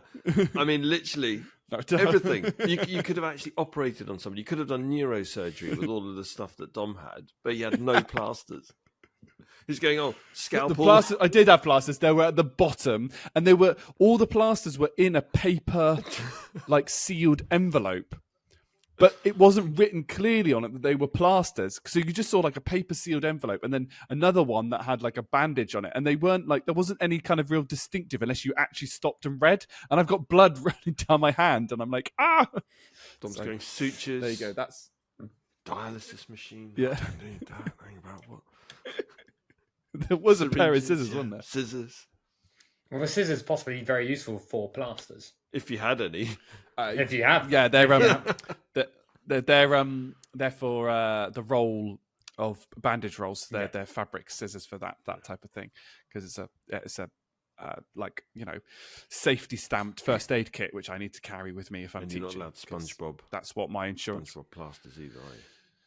No, you're supposed to have. Well, I say skin toned. What white person skin toned plasters are what normally traditionally comes, but yes. Yeah, we're not supposed to have ones with decorative bits and pieces on, and they have to be. What do they have to be free from? What's the thing that people are allergic to?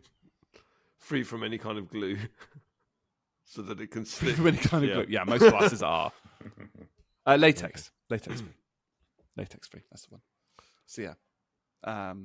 Interesting just tangent around Dom. Just honestly, it's a tiny cut and it just I couldn't understand why it bled Because so it's much. close to the And bone. it's right on my Yeah, 'cause knuckle it's now. close to the bone. So anytime I do that and it's like healed, it's like Keep it's opening it almost it's a full Hot Fuzz quote. It's a little bit stiff. So, to be fair, you have reminded me that I probably need. So, I have been climbing recently. I went down to Portland and climbed Rocks Fair. I did that on Saturday. But a few months ago, we went with a couple of friends and we camped down there and we did some climbing. And at the time, I had a bit of a knee injury from football. I tripped over an invisible man, my own feet. But I, at football, am known for being one of the quicker players, probably. And so usually my job is just to run after people. And so I was full on sprinting and I tripped over myself and I play on AstroTurf. So I took a load of skin off on my knee and my leg. And so it was quite nasty. And then that had obviously scabbed up and was whatever. And then when I was climbing, I was really careful. We were climbing for 3 days. I was very careful. Like didn't want to like knock it, all that sort of stuff, particularly in corner climbs. And then we were coming out of a boulder field and I jumped from one rock to another and I over jumped and found myself like I slammed into another taller rock. And that's when I hit my knee. And it took the scab off inside my trousers. And I just felt my leg and was like, something's not right there. And then I touched my trousers and blood was coming through my trousers. And I was like, okay, that's not ideal. So then I just carried on because I was like, not a lot I can do about it now. Fine. Got down to the beach where we were going to have, my friends were going to have a bit of a swim and we're going to chill out. Rolled it up and there was literally like blood in my shoe, like all down my leg, like all this sort of stuff. And I was like, okay, that's not ideal. So I cleaned myself off a little bit, but it kept bleeding. But so anyway, changed into shorts when I got into the car and we drove back. It's about a 2-hour drive and got in and my, at the time fiance, but my wife, looked at me and just went, I'm never sending you away again. Like she was like, because we'd been camping for 3 days and we didn't really shower. We just sort of like, wet whitewashed. Because we were climbing and stuff, and we were only with each other, so like it didn't really matter. And I came back and she's like, "You're filthy. Your legs covered in blood." She's like, "Your shoes full of it." She's like, "You look like a mess." She's like, "Your hands are covered in cuts because the rock down in Portland isn't exactly forgiving." And I was like, "She's like, so how was it?" I was like, "That was great. I had a great time." She's like, yeah. She's like, "You're an idiot," and I was like, "Yeah, fine." So it does remind me that I probably should have a first aid kit for climbing. Because I am accident prone, so it's probably a good idea. Just don't put plasters in it. First aid trained. But also on Dom's point previously about living by himself and therefore you need to just crack on and deal with stuff. A while ago I fell over and I hit my hand on a wooden beam on the floor of my bedroom. And I don't know if you can see, this isn't great for visual listeners, but I'm missing a knuckle here. Or at least it is sideways opposed to normal. It goes in comparison to the others. Like that, you can see it dips down.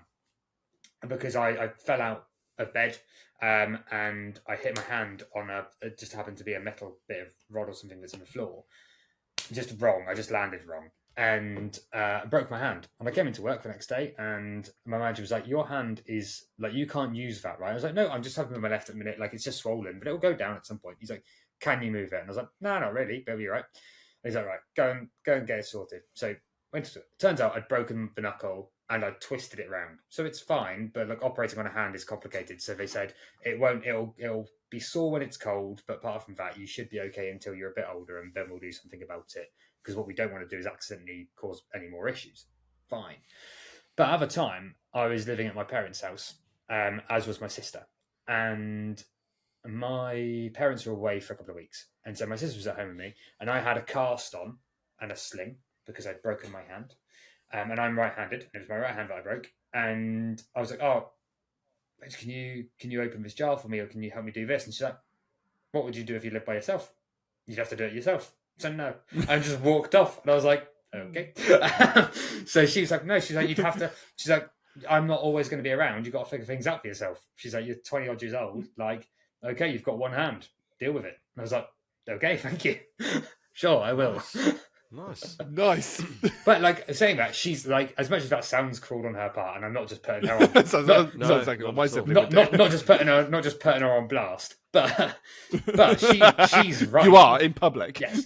But so if you listen to this, Rach, sorry. But she's right. Like she wasn't always going to be about like if something happened and I need to deal with it, I needed to deal with it. Yes, in that instance, would it have been easier if she'd helped me? Yes. But she was right, but I needed to learn. So there's no Well, at least you weren't like, could you come and help me with the bathroom or something like that? So, you know. Yeah, that I will learn to deal with. Thank you very much. In the middle of the hotel room. I was going to say, if it's in the middle of the hotel room, or just a drop pod.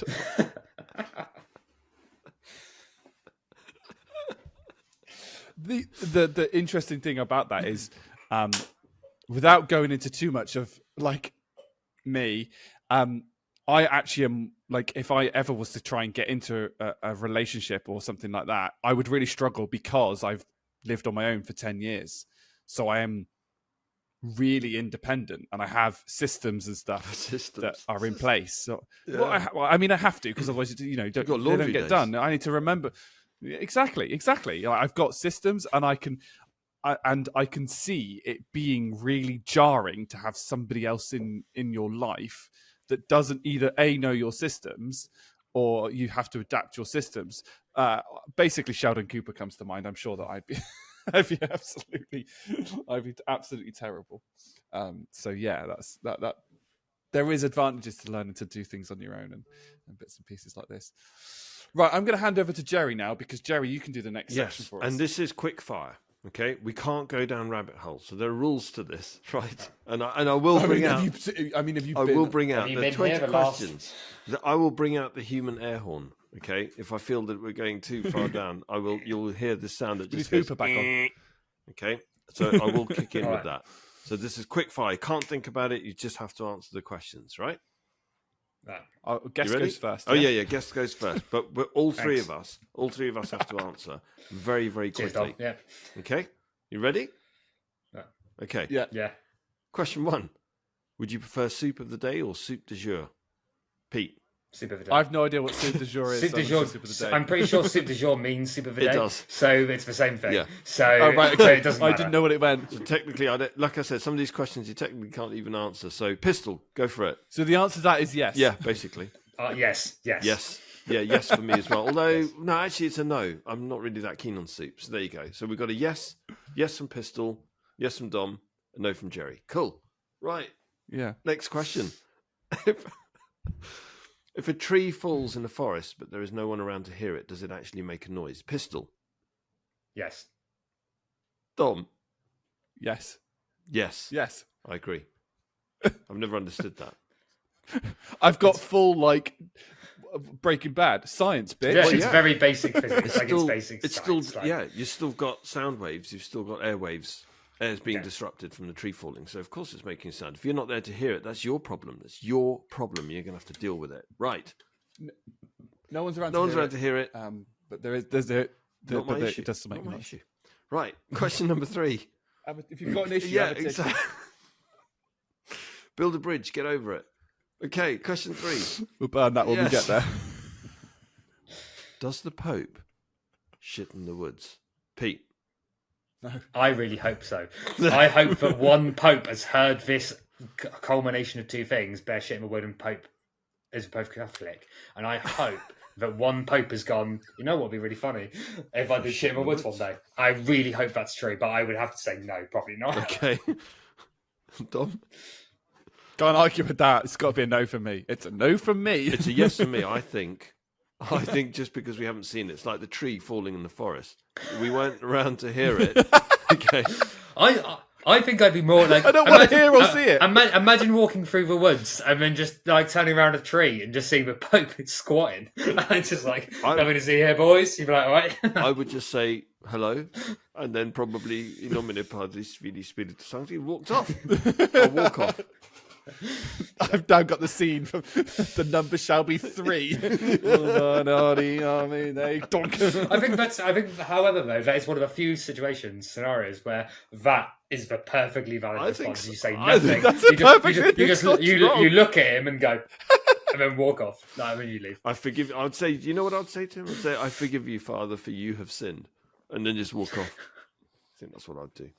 Right. Oh dear. Next question. If you could only put one corporate BS phrase into Room 101, which one would it be? Pistol. Oh, God, I really don't know. I've got one. Yeah, you go, John. Let's touch base. Can't stand it. Yeah, that's a good one. Fuck me. Oh, I'll go for one, particularly in our modern age. Let's take this offline. How are we doing that? We're not offline. We're constantly online. How are you doing that? I love that. I think that one, that's the strongest. That is the strongest. That's a real strong one. The other one is let's circle back. That was going to be the my other one. I Let's cannot circle stand back. Let's circle back Yeah. to that. What are you talking about? Let's not. No. So what we've come to is that us three all disagree with someone trying to take you out of a conversation. But when exactly. you're like in a conversation, you're trying to fix something, and someone goes, we'll discuss this later, guys, because, we're taking up people's time. It's like, we should be. We're trying to solve something. I'm an engineer. This is my job. Cool. Right. Oh, Next dear. question.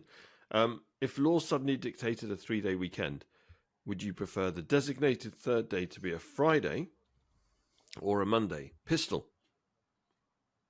I would go with, I don't think it matters. But I think I would maybe take for Friday. Why? Because Friday's a bit of a DOS day anyway, and then you'd make for Thursday the DOS day. Speak And that for feels yourself. fun. No, but like, true, but like, so, well, Sam, He's backtracking now. He's like, wait. Oh yeah, hold no, on, hold on. I'm sort of I'm sidetracking slightly. Well, no, I'm just tracking. But it's one of two. Fridays are either quiet or manic. Yeah. There is no in between. Fridays are not normal days. They're either absolute chaos because people are trying to get things sorted before the weekend, or everyone's like, you know what, this is a big task. Let's look at it on Monday. Okay. It is one of the two views. Okay. And like I've been to an office, an older office that I used to go to. If you went on a Friday, it was a ghost town. Like no one was in there. So Okay. All right. Dom. So I've got two answers because it depends. So if it's for everybody, it doesn't really matter. But I would say the Friday, because for the exact reasons. But if it was like a Dom, just you, I would take the Monday off because I fucking hate Mondays. Okay. Actually, that's two swear words in one podcast. I like it. No, it's been 3. Okay. It's been 3. It's fine. Sorry, mother. Well, okay. I would definitely take Monday because I bloody hate Sundays, and a big part of the reason why I hate Sundays is because you think, oh, Christ, tomorrow's Monday. So just make Monday a weekend as well. Job done. Because you already hate Mondays. I actually prefer Mondays to Sundays. I'm not even kidding. I hate Sundays so much. I'd rather we didn't have a Sunday, just went straight to Monday. Which would then make Saturday the new Sunday. So you're just basically just shifting the problem. But I just don't like Sundays. I hate Sundays. But yeah, so I think, and I'm scared of a buzzer, but the only thing I think that matters is the fact that Sunday has limited trading hours within shops. Yep. And I think if you therefore want your shopping Friday, Saturday, you've got 2 full days to do shopping if you want to, and then Sunday's a rest day because you've got an excuse. Or if you do it the other way around, you have Monday, you've got Saturday and Monday to shop, and a weird day in the middle where you don't. That seems weird to me, unless that becomes a heavy drinking day, which I can then get behind. I really didn't want to have to say this again, Pistol, but you're wrong. It's Monday. I'm joking. No. I mean, I'm on board, right? And this, spoiler alert for the next podcast with the person that we're having on as a guest. The Sunday trading hours will be a very interesting conversation. Okay. By the way, can I just also caveat something that when I do say that you're wrong, Pistol, I don't actually mean it. It's just for dramatic you can mean humour purposes on the podcast. There you go. That's my disclaimer. Opinions are like belly buttons. Exactly. Everybody's got the one. Right. Yeah. So look, next podcast. Really, that's going on next podcast. Updating notes now. Cool. Right. Next question. Cher or Celine Dion? Pistol. Cher. Dom? Neither, but Cher, if I had to pick. I'll go for Cher. Cool. That's 3 shares. Did not expect that. No, exactly. Next question. What does okay actually mean? Pistol. Now we got to give more time because Pete's a linguist. I think just means okay. What does okay mean? Like I don't What does okay actually mean? like yes, like all right. Does it? I don't think it's short It's for got anything. more meanings, is it? And see, you're leading me, and I feel like you know there I'm is. just asking. I don't. I'm going to say I don't think so, but I'm happy to be wrong. Okay. And in the words of Jerry, I might be wrong, You're wrong. or I'm wrong. No, you're just wrong. I'm wrong. But I mean, like, okay can be an adjective of a hang on, I can never get these right. Okay can be like a descriptive word, a noun, you know, Pronoun. and explaining. It can explain that something is. Yeah, exactly. Right. Like, but it generally just means it's acceptable. Okay. Acceptable. I'm going to try and back in and say the other acceptable use for okay is sort of like if you're, you know, exhausted or tired or surprised by someone called K. Like, okay. Okay, what have you done here? I should have come in with a buzzer. Right, give us Go a real on, reason, Jerry, yeah, tell Jerry. Tell us. Yeah, I don't know. I don't have a Scooby. Just thought I'd ask a question. Oh, you. How do you spell it? Okay. Your smirk on your face. How do you spell okay? Okay. Pete? OKAY. There we go. Yeah, but you said, how do you spell it? Yeah. I spelled it okay. I'm not saying that's the correct spelling. Fair I'm not technicality. saying Fair that's the correct technicality. spelling. What is the English spelling of okay? Is There you go. OKAY. Right. Yes. Thank you. Okay. I've buried myself in freaking the next podcast. Next question. If you ever came into contact with an alien life form and had to show them something that sums up Earthling humanity, what would it be? I think it would have to be a sort of teenager's childish drawing of a penis. And I think that's fair. I was not expecting that at all. I was not just at all. That's completely thrown me.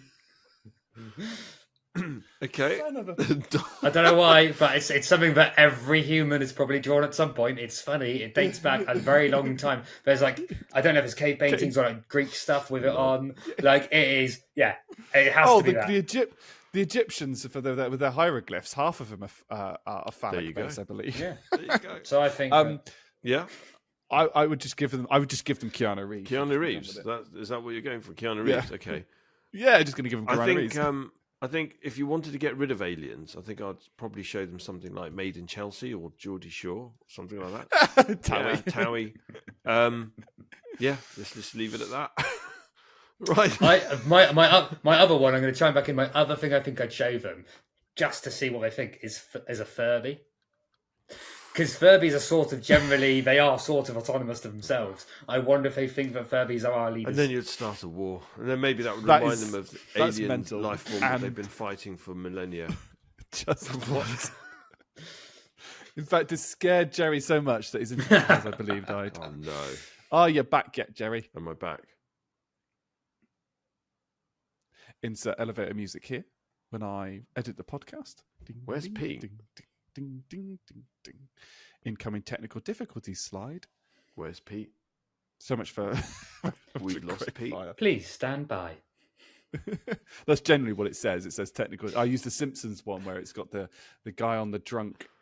He's on the television camera and he's drunk. So that's the one that I use when I can hear you, Dom. And I was Can very you hear me? distracted because I've just had somebody text me about. Yeah. About the previous podcast, so they're obviously getting around to finally listening to it. And then I'll in a minute I'll have a call from Jerry being like, "Have I crashed?" Or he sat there going, "I can hear you perfectly fine. What's going on?" Yeah. In which case, Jerry, case, we Tom. can't hear you. Just going to update you on that. Keep you a little updated.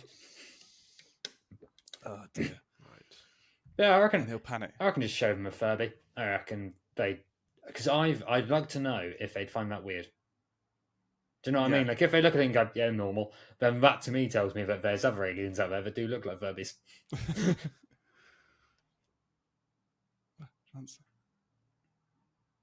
Right. Can you hear us? I can hear you. I've heard every single word that you said. I can see you perfectly. Just but I've lost Pete. just leave and come back. When's I lost Pete? Why can I hear every single word that you've said? But Well- I've lost Pete. There's a goose in a snowstorm. What do you expect? Yeah, this cock won't fight. Right, I'll be back in a moment. You're on speaker, by the way, so I've recorded all of this. I know. Oh dear. This is staying in, this one. Yeah. Like sometimes I edit out the technical difficulties, but sometimes I'm like, I'm just going to keep Yeah. this one in because it saves me an editing job later on. It does mean that the Jerry's like file will have a break in it, and so I've got to line it up twice. Ugh. Yeah, that's. I can imagine being a pain. But the joys of AI means that actually it's been made a little bit easier for me because I'm actually just going to write timings down, and that's 014750. Let's make that heading 3. Right, am I back? You are back. Please tell You're me back. that everything's okay. You're... yeah, it is. Because it's saying 0% uploaded. Yeah, no, it always does. It always does.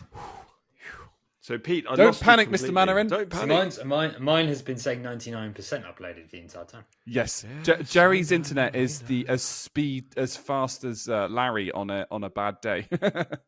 On a very bad day. Right, Plodding so along more- on the. Sorry. your point, Dom, so much for quickfire. Right, next question. Can you name the 5 guys from 5 Guys?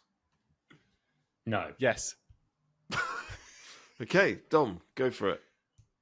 They are. Oh, where's it gone? I've scrolled down. They're Jerry, Jim, Matt, Chad, and Ben. There you Jerry being the father, and Jim, Matt, Chad, and Ben are the sons of Janie and Jerry, who founded Five Guys back in 1986. go. There you go. Fantastic. Thank you, Dom. You learn something new every day. Right. Exactly. Next question. This question never gets asked enough, especially in professional environments, which I think we need to start making this a thing. Snog, marry, avoid. Oh, you've missed one. You've missed one. Okay, let's finish this one, then we'll go back to the other one. Yeah. Snog, marry, avoid. Okay, your options are Genghis Khan, Vlad the Impaler, and Ivan the Terrible. Pistol. Okay. I think you snog Vlad the Impaler. I think you avoid Ivan the Terrible, and you marry Genghis Khan, because Genghis Khan was generally pretty good to his wives and generally family. So I think that'd be all right. Do you know what? That's exactly what I was going to go for. And that's what I was going to go for as well. So there you Oh, go. look at that. Look at. Hey. Right. Let's go. Cool. Next question. I love the fact that there's logic behind it as well, which I agree with. Would you rather have more time or more money? Pistol. So that does depend on how much, and do I age still? Like, if I get more time, but I age slower. Yeah, you yes, still I'll take age. that. No, If, you don't like, age slow. In which You case, just I'm age. just going to get more time when I'm 80, which to me is useless, or like 90 when I'm sort of like older and struggling. So if that's the case, then I'll take money. Okay. Right. This is the easiest answer that I've ever done. This is always money. I would not want more time. Cool. It's how you spend your time, not the time that you Nice. the time that you give and you spend it properly. Nice. And this 99% of the world's problems would be solved if everyone had enough money to sustain themselves. Nice. Okay. Cool. And I'm the same. So there you go. Look at that. We're aligned. Okay. You're given a pair of socks as a gift, but you can only keep one of the socks, and they're both identical. Which one would you keep and why? Pistol. You're talking between the left and the right one, I Yes. assume. You don't get left and right socks. You just get a pair of socks, and it doesn't matter which one you put I on. was No, waiting so for this. I will say that when I get a new pair of socks, I mentally assign them, and then I make a way to remember which one's which, and then they will only go on that feet. What? Okay. That's just broken my brain. I'm sorry. Because then over time they formed your feet and they become formed at the toe and more comfortable that way. I don't think that's ever happened to me before. Even after they've been through the wash? Yeah. But you wear them enough on the same foot constantly and consistently, and then you build up a shape in the toe. and the arch, and it just fits better. I mean, I get it. It's just that's never happened to me. Maybe because I just like socks. Good lord. Okay, So go on then. I would just keep a sock because they're identical. There is no left and right sock. But you have to choose one. I would. But I wouldn't know. It's just a sock. I'm just keeping a sock. Okay, let's take this one step further. I'll tell you what. The only rule that I would have is I would have to buy two of the exact same, like two exact same pairs. If I had to always throw away one sock from a pair because I don't like odd socks. Okay. Yes, I agree. So I would take a sock, whichever one. It doesn't matter to me because then I'd immediately burn it. Because I would not be able to have an odd sock. It would just drive me mad. Let me reword. No, I just buy two of the same pair. Okay, wait, stop. Let me reword the question. If you could only wear a sock on just one foot for the rest of your life, which foot would it be? Let's focus on the foot, not the sock. Wouldn't. No, just no, wouldn't. I'd go sockless. No, you have to to go no. sockless. No, Joe, you don't. Sock. I have OCD. You have no idea how I could not do that. I physically cannot And do also, it. I'm going to tell you, I also have OCD, so I could not do that either. I have no chance. You have to choose. No, you have to choose. It would. Just of the game. Off me. Just kill me. Right, done. Unalive me. Whatever is easiest. You would both rather take death. Is this the answer that you're giving? You'd both I choose death before death. dishonor by socks. Yeah, I go with the mystery sock to the heat death of the universe, wherever you're sending it, when it goes away from me. So okay, yes. Fine. I'm going to play by the rules, and I'm going to say if I had to choose a foot, it would be the right foot. Right. Why? Moving on. Why? No, why? You've got to. You have to justify that. Because I'm to do everything with my right foot. There you go. Okay. Okay. Right. Dior just released a new fragrance that smells exactly like E5 petrol. Would you buy it? Pistol. No. Really? Dom? No, because petrol is one of the worst smells ever known to man. Oh, jeez, Louise. So my answer would be yes, categorically. I love the smell of petrol. Can't get enough of it. So, yeah, there you go. Right. Name 3 famous pigeons. Pete. Pigeon John. There's a movie called Valiant, which is all about pigeons, and there's one of them, surely. And then there's got to be a famous pigeon from the war that delivered messages. I can't think of a name. But yeah, Pigeon John, the pigeons from Valiant, and a famous war pigeon. And do you know what? I'm just going to leave it at that, unless you've got any more that you want to add, Dom, because I'm really impressed. Yeah. I thought if anyone's going to know, Pistol. I mean, I can go one better. You can go for the good feathers, which are Squit, Bobby, and Pesto, which are the pigeons from Animaniacs. Strong. Yeah, no. Or you can go for Joey, Vinny, and Bobby, which are the 3 minor characters in the Disney's 2008 animated feature film Bolt. There you go. But you have to remember, I am an engineer, and my job is to Google. I can do that in like 2 seconds. I thought about that with the Five Guys question. It wasn't can Dob name them; it was can Google name them. Has he Googled them? If you look up, so Pigeon John, arguably not a pigeon because he's a rapper, or at least a music artist, but called Pigeon John. That's amazing. I'll take that. I'll accept that though.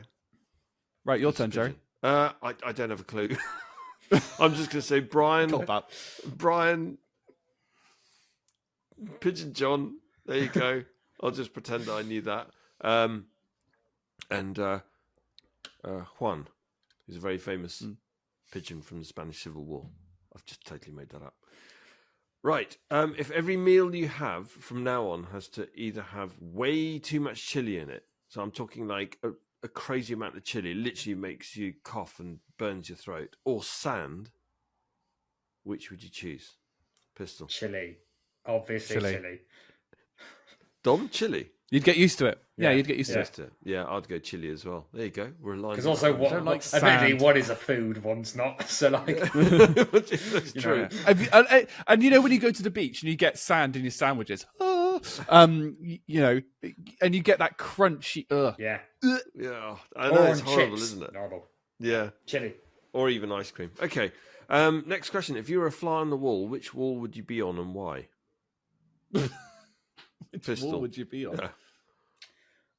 Okay, flies have quite a short lifespan, so I'm going to go the Berlin Wall when it was knocked down, because at least then you go down very dramatically. That's a good fly death. And when you go, great shout. and when you go to fly heaven, all the other flies were like, "Oh, I just died in the pond." You're like, "Berlin Wall, mate."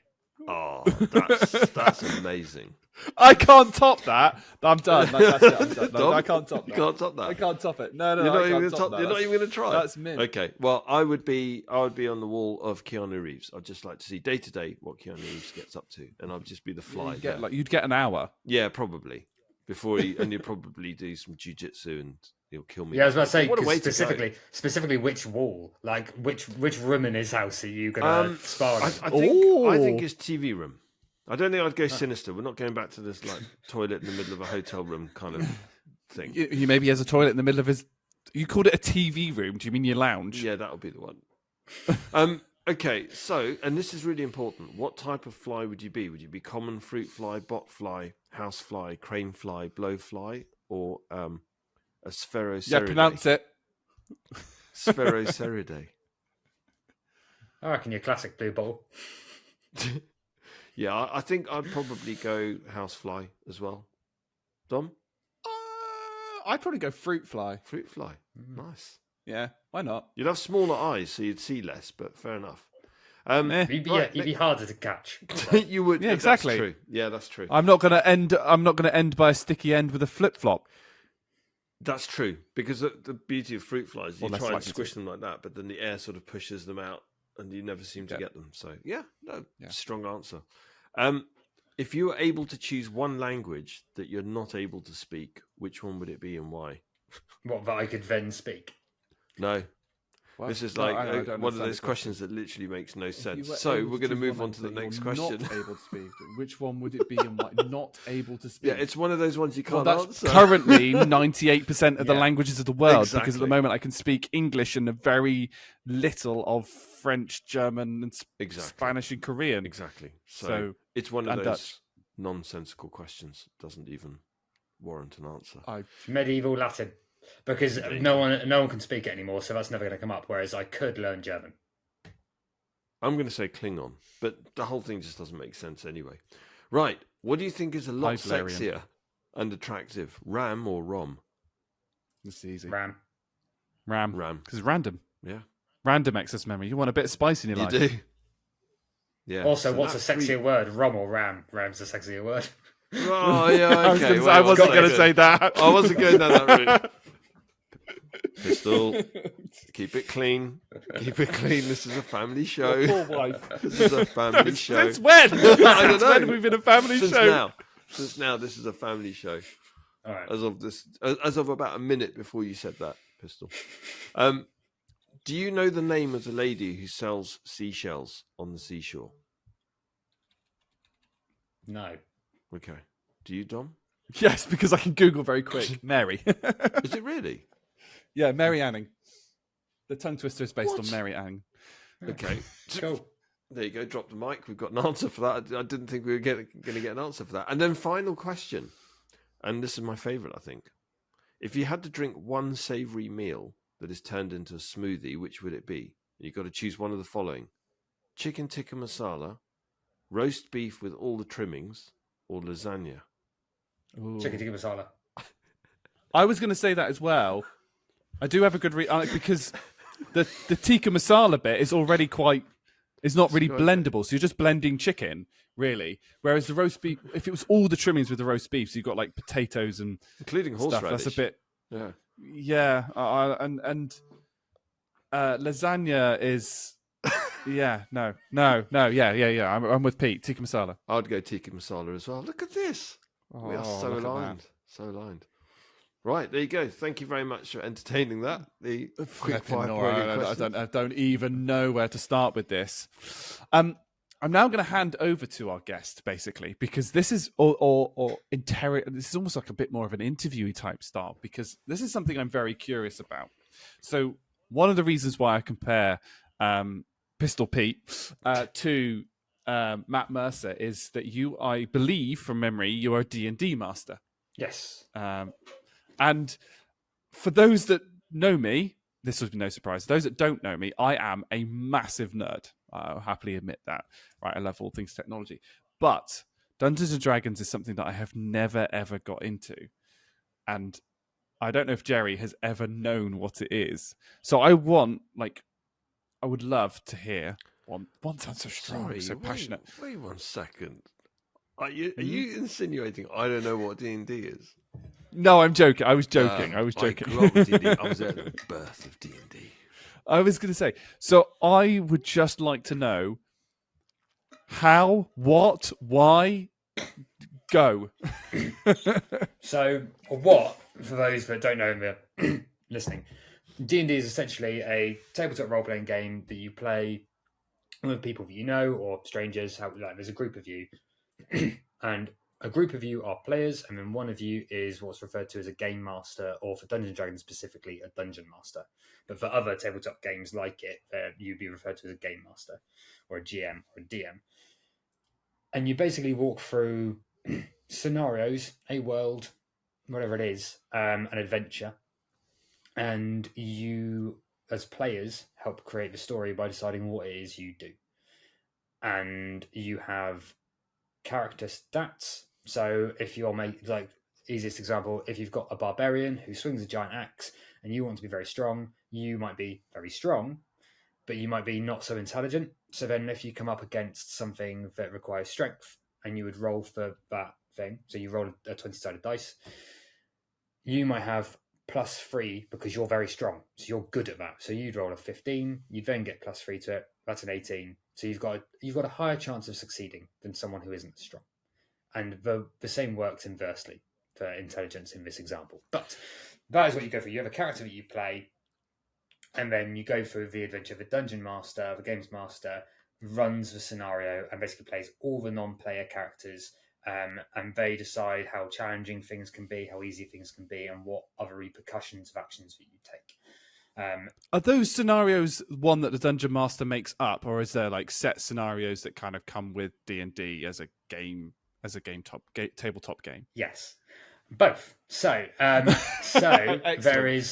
are what's called modules, and Wizards of the Coast, who make Dungeons and Dragons, as well as other companies, make modules for D&D, and in that will have like the synopsis of what happens, generally speaking, the enemies, the stats of all the enemies, the items that you can get, all of that sort of stuff.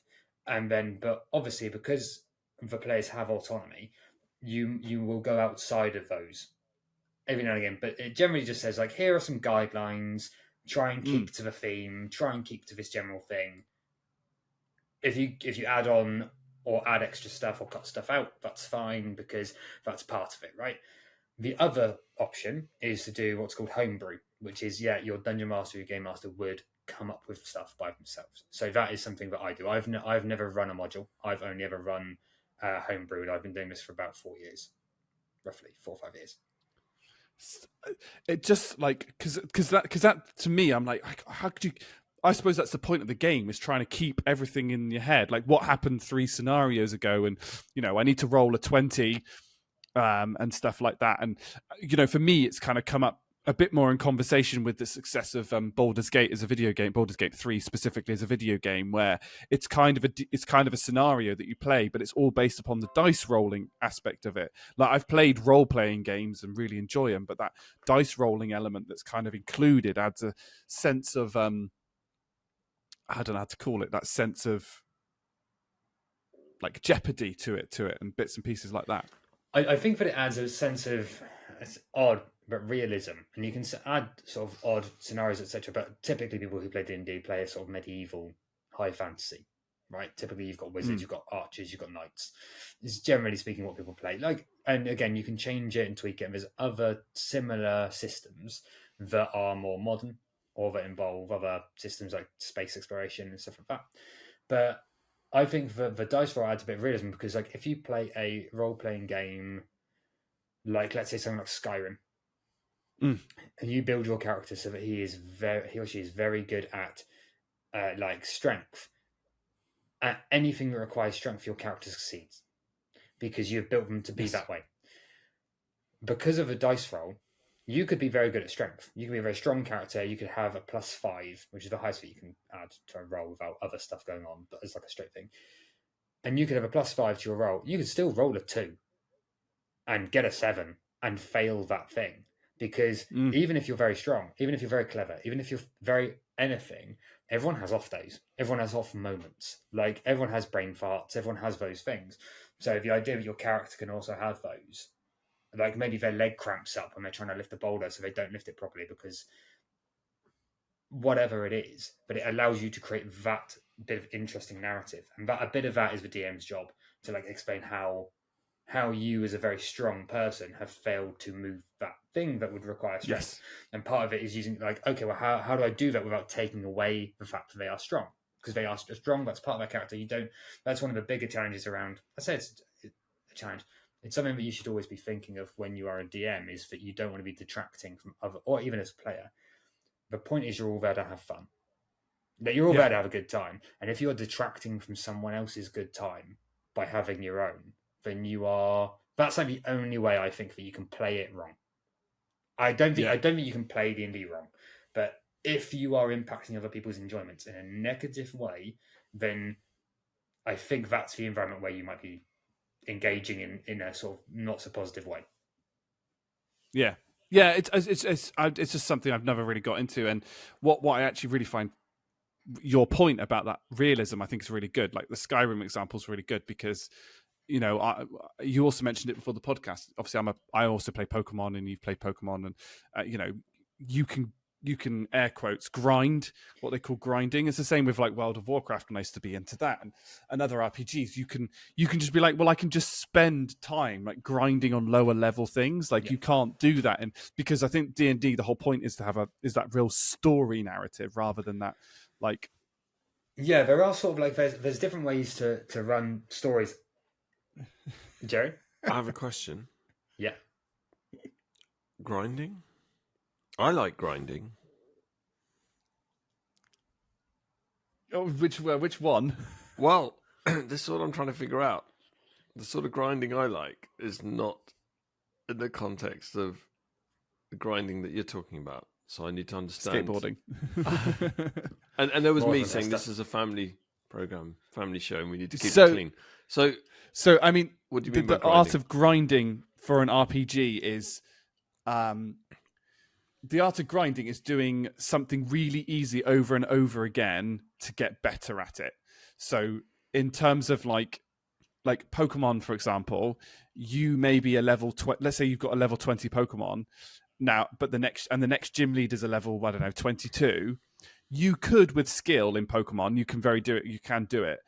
A lower level Pokemon can beat a higher level Pokemon, right? But it requires knowledge of things like, you know, water beats fire, fire beats grass, and then there's a load of other mechanics.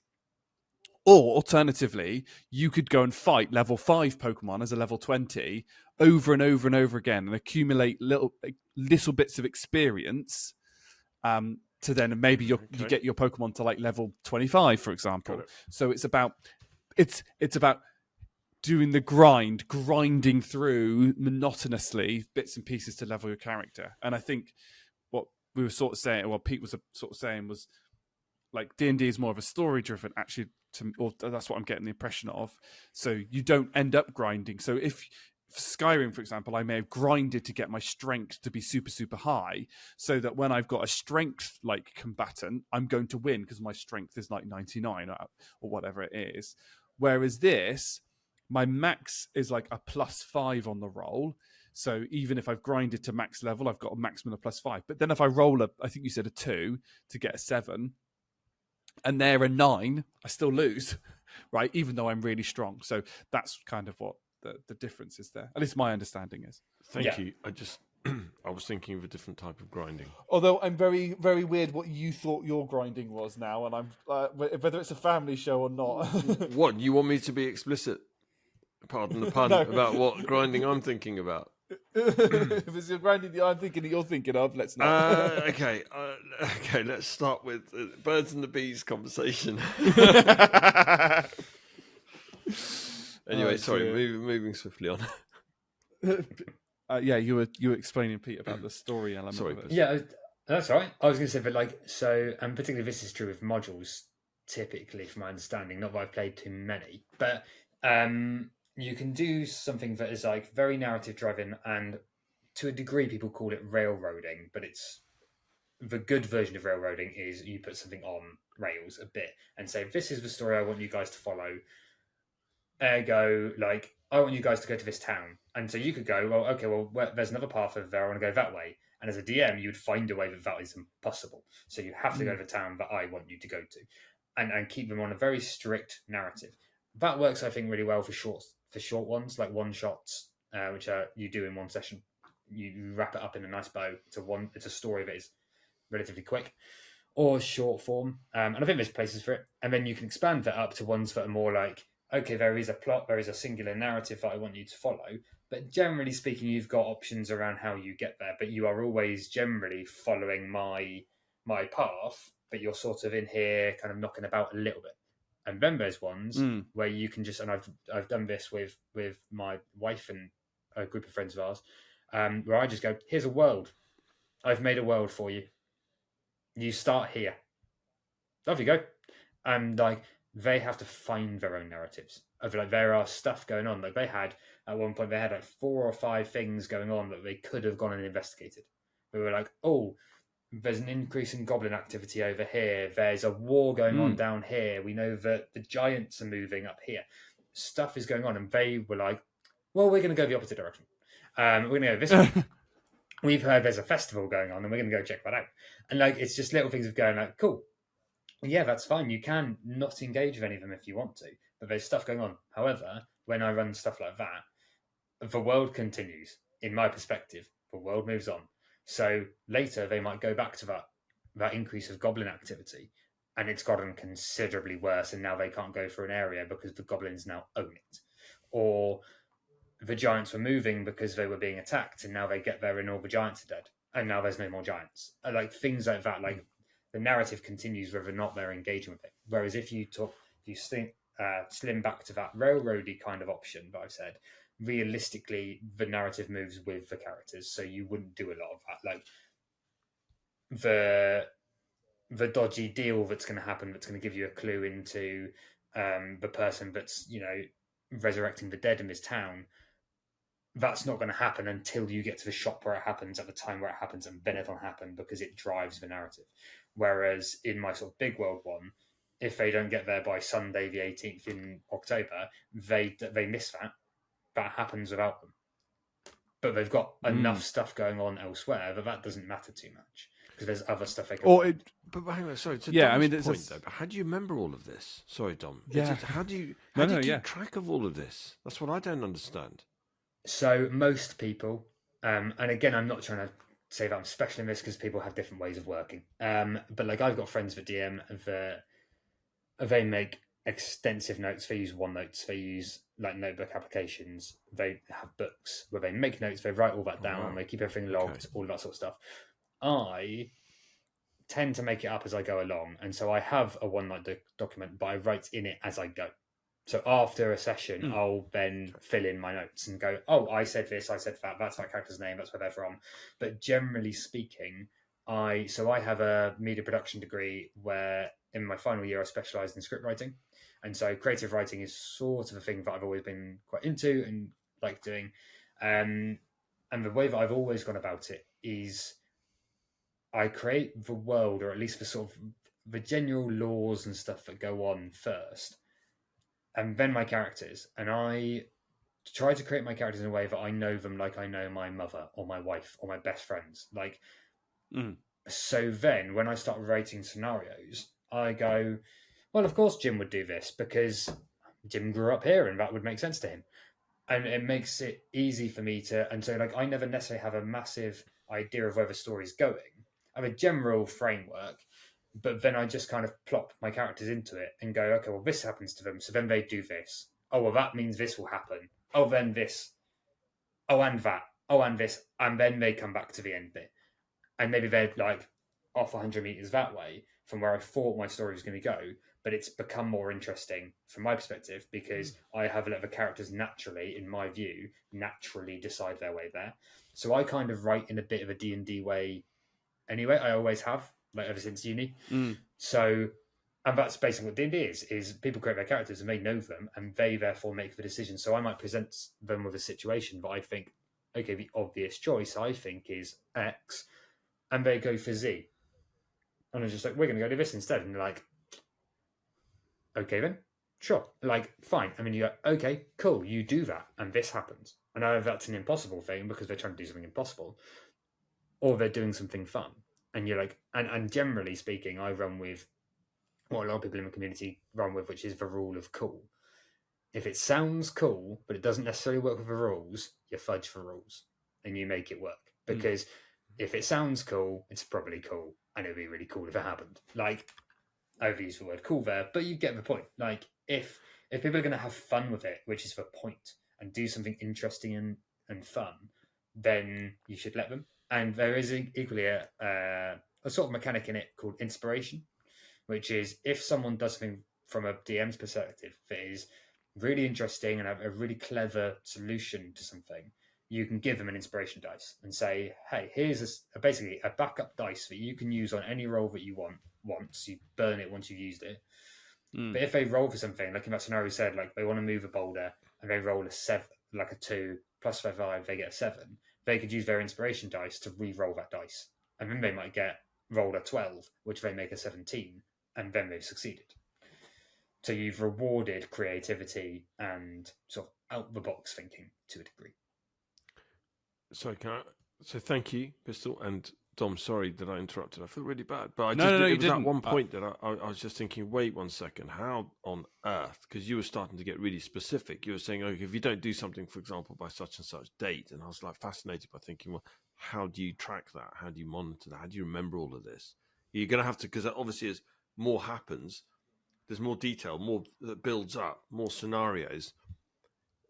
Trying to keep track of all of that would be quite interesting, quite challenging as a DM. Okay. Yeah, and also generally, like everyone's brains, and I think this is true for everyone. Your memory works for different things. Like the stuff that sticks out and I remember easily is stuff that Jerry you might not, but you might remember stuff that I don't. And narrative and like story plots and stuff like that has always been something I've been like, I can remember film plots, TV show plots, video game plots, books, and almost regurgitate them perfectly. And I've always had that ability to. So for me, the stuff that everyone happens, I can go, yeah, that was that. And I make notes, but they're relatively bullet point. They're just little reminders, little nudges to go, oh yeah, that's this. And then I go off the back of it. That's not the same for every DM. Some DMs have like extensive notes and like incredibly detailed stuff. Yeah, I've seen like boards.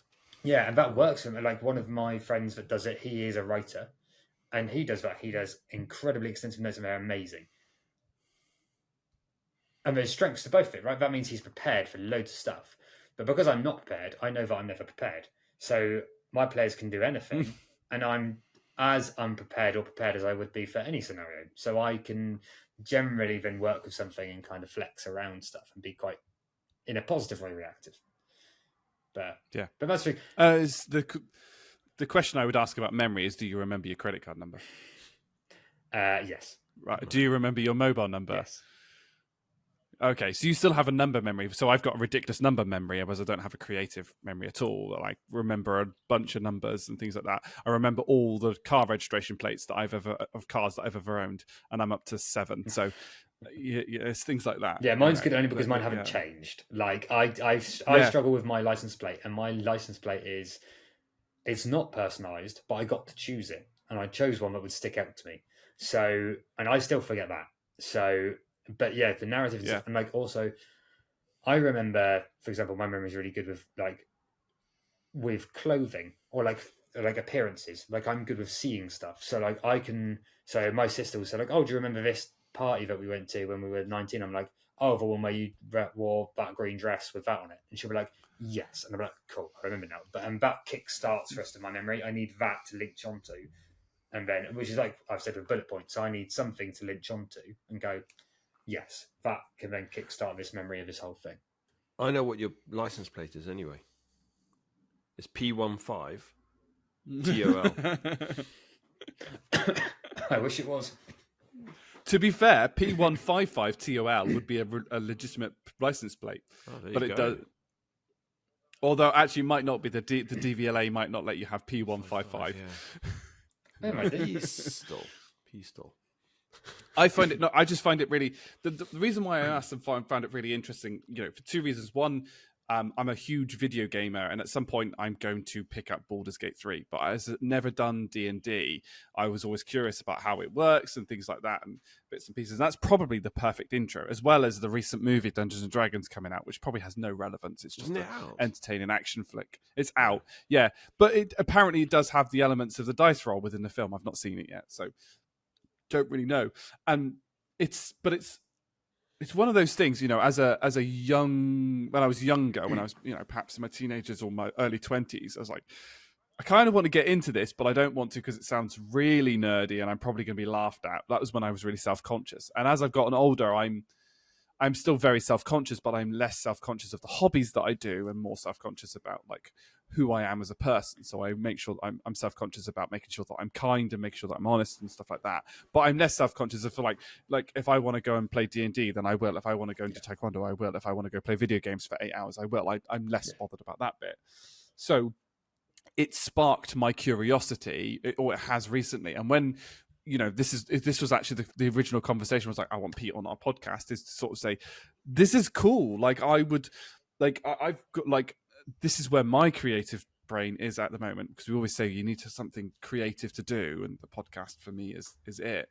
It's like I would absolutely love to be like taken through like an example scenario for me and Jerry just to kind of experience like on a podcast, but also and just to kind of be like, what is it like? We probably haven't got time for today, but just to experience it a little bit. And I watch an awful lot of YouTube, probably too much.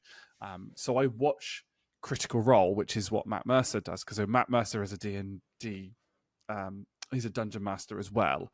And some of the stuff that comes up, I'm like, how does he keep it in his head?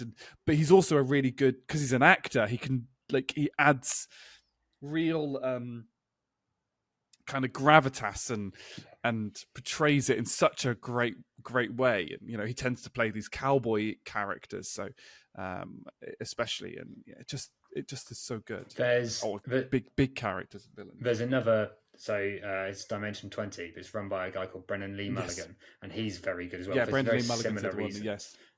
But it's interesting because I agree with you. Of growing up, I always felt of it as sort of like the last bastion of nerddom that I didn't want to cross into, because I'm a nerd, but at least I don't do D&D. It was always sort of like a thought process in my head of like, oh yeah, I know I'm nerdy, but at least I don't do that. And then LARPing came up, and now LARPing is the thing.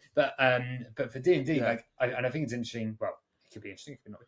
But like my journey to getting into D&D was one of my friends previously always was interested in it, but she wanted to be a player and not a DM.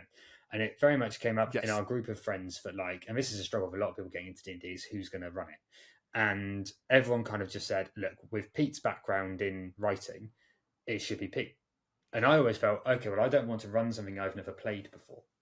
So then I kind of hit a wall of like, okay, well, I know we all want to play, but no one wants to DM it. And I'm happy to, but I do want to have played it first. So then a year or so went by, whatever, we haven't done it. She's bought the starting kit of the books, but she hasn't wanted to run anything. And then I was at work, and there's a group of us that were sat down and we're chatting. And it came up that we all have a similar thought of like, it's something we've wanted to get into, but we don't know anyone that does. So we wanted to.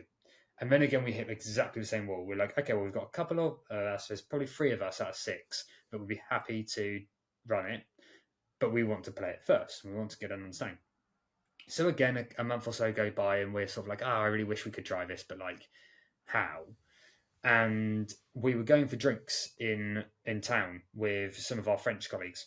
Come over, we're taking them out, and a few of the guys sort of just left home early and went through a particular area of town where there is a board game cafe. And they went in there just to have a couple of drinks, because it's got a fully licensed bar, have a couple of drinks, play a bit of Catan, before meeting everyone at the right time in town. And whilst they were there, they got talking to people behind the bar, and they were like, oh, well, we've got dungeon masters that you can hire. Like, we've got a list of phone numbers that you can basically book one of them here, and we've got a back room that's got loads of minis and loads of all this sort of stuff, and you can hire a dungeon master, and then you come by on the evening that you book them on, and they will run you through a one-shot, a scenario. or you can then hire them for a long-standing campaign, and you'd have to like obviously pay them every time. So when we got to the bar later, they were like, guys, I think we've solved how to get into it. Like, I think we've done. So we're wicked. So we hired this dungeon master called Panda, who was wicked. They were awesome. They had like a proper like model like 3-story house that we like played for, and we had minis and all this sort of stuff, and we got to create our characters beforehand, but they were very happy to make them with us. But we had done our research previously, and we're like, don't you worry, we've looked into this, we know how to do this. Once again, we work in IT, we can Google very fast, we know what we're doing. And so we came to it, and we came with our ideas and everything like that, and we played the scenario that they ran for us, and it was amazing. And then we rotated between the 3 of us that were happy to DM, but we left me for last because we thought if anyone's got the chance of doing a long campaign, it's Pete. So we'll leave him for last, and we can go straight into it from his one shot and make it natural. But then if one of the other 2 want to, then that's equally fine. And that's what happened. We did one shots with all the same characters. We just had reasons why like our character would like leave, and therefore so like whilst I DM'd, my character wasn't around because of a reason. I mean, in the campaign, he ended up getting kidnapped, and they had to go and rescue him. And that was like the reason he was missing and not part of the party, because he'd been kidnapped. And so we ran it like that, and that went really well. And then once I'd done that for a little bit of time, I then reached back out to my other group of friends and said, hey, I've now been doing this, and I've been running it for a little bit with some friends of mine. Is this something we want to do? And so I did a Christmas one shot for my big group of friends. And then out of all of them, 2 of them went, you know what, this isn't for us. We're going to step out. But the rest of them, so there was 7 in total. So it's 4 couples. And so 7 people in total. 8 people in total, but minus me. Playing. So 2 of them, but so when we had 5 people. You got 7 players. 5 players, then stuck with it. So that was another table. And then I ended up with another table of another mate of mine from school, and he had some friends, and his fiance wanted to maybe try it. So I got them into it, and then I started running them. And then that's my table that I probably play in the most, because we've got a few of us that like running it. So we do little bits. And then now I've got, in the last year, I've got another group that a friend of mine, a married couple, they really like it. And they play with another group. And they were talking to a couple of our other friends that have recently gone through breakups or gone through movements to other places, and therefore had a bit of like time on their hands or missed friends or whatever it was. And a few of them expressed interest, and like, oh, what's this thing that like it's a reason why you can all get together and chat online and like all this with a bit of structure to it.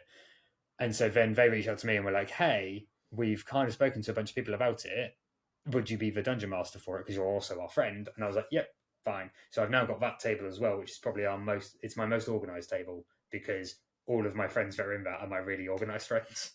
So they're the proper okay, fair enough. As soon as we end, they're like, so next one, here's like a poll on WhatsApp that we can all tick on, so we can arrange a date. Yeah.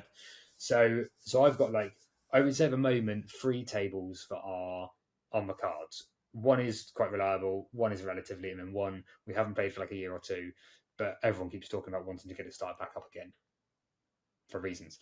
But yeah, I mean, but that's how I sort of got into it. It was a lot of like, oh, I want to, but I don't know how. Yes, and that's 100%. That's exactly how I am, and to be totally honest, and I think that's definitely coming with like the cascade of change that I've spoken about. I don't know if I spoke about it on the podcast. I think I might have spoken about it before when we were talking. I think actually did podcast. I don't know. I don't know. It all blurred into one. If I'm totally honest, you and I have definitely had that conversation, but I don't know if it was on the podcast. I mean, the cascade of change. Me and you had a conversation on Monday. You know, retiring from Taekwondo, I've done a lot of things, and a lot of things have just changed with friendships and work and other bits and pieces, which obviously we're not going to go into. That it's like I'm just like, oh, let me just see if I can find an opportunity. Now there is a bit of me. I did get cold feet on Thursday. I woke up at 3 a.m. and never went back to sleep. I found out about some of the other changes on Wednesday that have happened because I'm a line manager. So like I found out 24 hours early. Yay! But so I didn't, I got cold feet with the amount of change that I was doing. But now I've kind of embraced that. I'm like, oh, maybe I'll just make more change to make it feel better, because that's the only thing that's consistent. So, yeah, it's really fascinating to me. And unfortunately, I could talk about this for probably another 6 hours. Right? I'm conscious that we have been going for like 2.5 hours, and we were talking for almost an hour beforehand. So, like, I think, well, I definitely want you back. I think it would be really cool to like run a small scenario, or maybe we get a few we get a few guests together that we've had on the podcast that might be interested, because Steve would be up this. Steve would be up to it, and Hooper's as much of a nerd as we are, so maybe it'd be quite good to sort of do like a mini session around that on a few guests. A distinct and jovial Dungeons and Dragons episode, that would be nice. Cool. The last bit that should be fairly quick. Last two bits, because we've got to do a celebrity call out corner, which I don't think Jerry had remembered. No. Okay. Yeah. Sorry, I've got. We can go to this, but movie review. So we set ourselves that we were going to watch a movie. So Jerry, you rewatched Hot Fuzz with my ambition to make it your favourite one above The World's End, and I watched Planes, Trains and Automobiles. Yes. And confession, I only watched it last night, but I have watched at least you watched it. I'll let you go first. Okay, so Hot Fuzz, love that film. Probably seen it about 10 times anyway. So watching it for like the 11th time, always a pleasure, never a chore. Is it now my favourite of that trilogy? It's a very, very close second. But I'm talking about by a gnat's leg. It's really close, but it's still a close second. World's End is still my favourite, and I think that's because don't think anything's going to be able to trump that because of the storyline and actually the intro. The intro is something that's very personal to me. It really resonates with me, that opening scene in The World's End. But yeah, what a brilliant film. I do actually much prefer it to Shaun of the Dead is great. Don't get me wrong, but Hot Fuzz is brilliant. We're comparing like S tier movies. Yeah, exactly. Now. These are god tier movies. So favorite quote, and what? It's the one where he's having the conversation with the two detectives, and he says, I bet you're wondering why we call them the Andes, because they're both named Andes. I told you this was a good one. No, I like the one where he says, do you know there are more guns in the country than there are in the city? And he said, the other detective said, yeah, everyone and their mum's packing around here. Mums is packing around here. Like who? Like who? Farmers. Who else? Farmers' mums. Farmers' mums. And then the thing I love about Hot Fuzz is always the playback. Like later on, where she pulls out the he takes down the farmer at the beginning, right at the beginning when he drives Danny's Polo into the village, and then the lady comes up, his mum comes up, and goes, "Mother!" And she comes up with a shotgun, and he's running, and then double flying sidekick straight across the bridge of the nose. Yes, brilliant. That's what I love about Hot Fuzz. I love the callbacks to all the things that are said. It's genius. It is a genius film. I love it. Absolute genius film. Yeah, I can't do it. Planes, Trains and Automobiles is an interesting one. As I took quite a bit of notes while I was watching it, and I'm going to confess something. There is quite a bit of cringe comedy, I think, in this, and I don't do cringe comedy. So there were a few moments where I was a little bit uncomfortable, like the kissing scene from when he's on the bus. Like, if you take a picture, it will last longer, and things like that. And there's a few quotable bits. And I have to admit, I did struggle between like the interaction between Neil and Del, because like there were times I was like, if I met someone like Del, I would have done what Neil's done. I would have flipped out, because I was just like, really, this is not a thing. Like, people aren't genuinely like that. And I saw, I saw a lot of the bits and pieces. What I did like about it is that they didn't drag on when something happened. So when the cash gets taken out of his wallet overnight in the first motel, right, I thought, that's going to be like a plot line like an hour in, and it wasn't. They dealt with that like 20 minutes in. They just kept adding different plot lines about different disasters, and I was a bit like, how many disasters can occur to one man? This is ridiculous. What's the funny bit, the thing that I did notice, which is because I was like looking at bits. The continuity errors are insane, by the way, absolutely insane. So the hubcaps on the car fall off twice. Yeah. Right. When he's running at the beginning, when he's in the race with Kevin Bacon, who that's the first film I think I've seen with Kevin Bacon in where it's not an EE advert. And he's about I've only ever 20 seen Kevin... in there, isn't he? He's very young in that, yeah.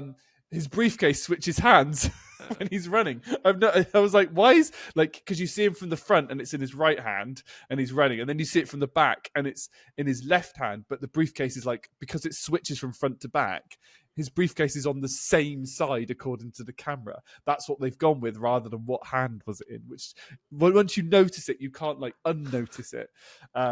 And different, and I don't know how his shirt and tie stayed that clean throughout the whole of the film. It's great.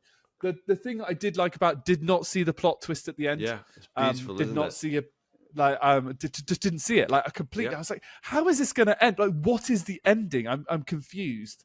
And then, so spoiler alert from here. So I'll I don't know what the timestamp is because obviously we've recorded, but it's going to be around 2:32 because I think we were 5 minutes before. But so yeah, I'll put a timestamp maybe on this as spoilers. But at the end, you find out that Dell has no home to go to, and that his wife, the picture that he's been carrying around, has been dead for 8 years. And I didn't see it. I did not see it at all. And Neil invites him over for Thanksgiving to his house. Just did not see it at all. Completely thing. The last thing I'm going to say is curtain ring salesman. Shower curtain ring. Shower curtain ring salesman. And the scene in the airport where he's selling them as jewellery. I was just like... helium. Makes them lighter. Yeah, they're filled with it. Makes them lighter. So I if I'm going to give an honest, refreshing review... I can see why it's a good film. I can see why people enjoy it. So it's probably sort of a 6 or a 7 out of 10 for them. But for me, it's like a 5 because it's just not. It's not my type of humor, and I'm not very good with cringe comedy. Really, not good with cringiness. Lots of secondhand embarrassment when I see that. I'm just like, oh, you can see it coming. It's like, oh no, just no. So fair enough. Yeah, good film. Not one I would watch. By the way, I have thought of a celebrity to call out. Oh, that's good. I'm going to do a very quick linguistic thing for you, Pete. So planes, trains, and automobiles is planes, trains, and automobiles. It doesn't have the Oxford comma in it. Thoughts? That's a great question. I am going to remain quiet on that one. Mostly because I have a view, but if I'm wrong on it, my wife will kill me. So, no, my wife will not let me live it down. So, no, I'm not. I have a view on that. But then, so I am. No, go on. I'm an Oxford comma person. Yeah. I think it should always be used. So it should be planes, trains, and automobiles. I wouldn't use the comma. Yes, it should be. I would. Yeah. Yeah, I get it. It's an American film, and Oxford comma is an English thing. But yes, I would. Yeah, I'm going to now out myself with. I agree with Dom that it should be used. Jerry's like pistol. I hate to say it again for the third time, but you're making me do this. You're wrong. Wrong. I've seen examples of sentences of why you need to use the Oxford comma. And I agree. They normally come with rude. And I do interchange them. So there are times, if there's more in that sentence, I'd probably use an Oxford comma. If there's more stuff that I need to say in the context of that sentence. But when it's just planes, trains, and automobiles, I would leave the comma out. Because it just ends there. I can see why it was done. Yes. I personally, if I was writing it, I would have used an Oxford comma. But I threw that out there. So, I've put on, I don't know if you've come up with one with Pete, but is there a film that you think me and Jerry might not have seen? It's quite likely I haven't seen it, that you think is a must-watch that we have to see? So, my favourite film, and for some reason some people find this surprising, but fine, and I've got a feeling that I'm probably going to hit this on Dom, as in Dom might not have seen this, but Jerry probably has, is The Princess Bride. Oh, I've seen it. I haven't have seen it. It's one I have seen. Oh, Have I've got this not one way seen around. The Princess I haven't Bride. seen it. Oh, Yeah, exciting. my name is Indigo Montoya. And you killed my father. Yeah, so if you know that quote, Wonderful if you know that quote is from this. But watch it. It's got Andre the Giant in it. It's got a bunch of famous actors. It's very good. It's sort of a bit of a tongue-in-cheek kind of adventure, Zorro-esque kind of thing. And it's not so tongue-in-cheek, but it's an absolute, it's not an utter piss take. But it knows what it's making fun of subtly, and it does it very well. It's great. It's my favourite film. I love it. Okay. It's a satire about fairy tales. Yeah. Okay. I've made a note of it. I will watch that. Oops. Put the bridge, bride. Put G in. Right. Celebrity call out corner. Celebrity call out corner. So, this is kind of linked. This is kind of linked to the same person, a dear friend of mine, who I called out the previous celebrity because of the conversation that we had, and I'm going to call out this celebrity if this person decides to join us on the podcast. Said friend will they will absolutely shit themselves. So the celebrity that I'm calling out is, drum roll, it's Avril Lavigne. Oh. Well, I mean, the second podcast we ever did, we discussed whether she was alive. We did. Yes, she was. Yeah, you're very. He was a skater right boy. yes. See you later, boy. Yeah, I mean, fair enough. We can't beat that. I think that is the end of the topics that we have. Thank you so much, Pete, for joining us. This has been wonderful. Even all of it, the whole journey. I will start off by going, Jerry, what are your final thoughts? I like grinding.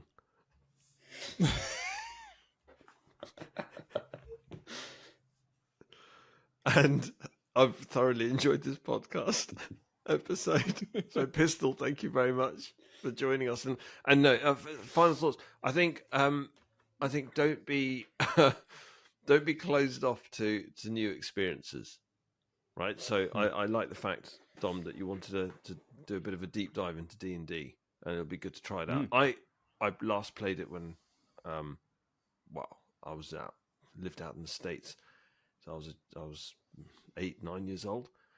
No, sorry, what am I talking about? Talking rubbish. I was 11, 12 years old. So if we're going to do a podcast episode where we're actually playing D&D, that'd be amazing. It's going to bring back lots of memories. So looking forward to that. There you go. It wasn't really a final thought, but if you had to just pick one, it'd just be, I like grinding. Final thoughts. They are final thoughts. Yeah. Pete, what are your final thoughts? Oh, I had one a second ago and it's completely gone. It's fun. I'm going to say it's fine to be wrong.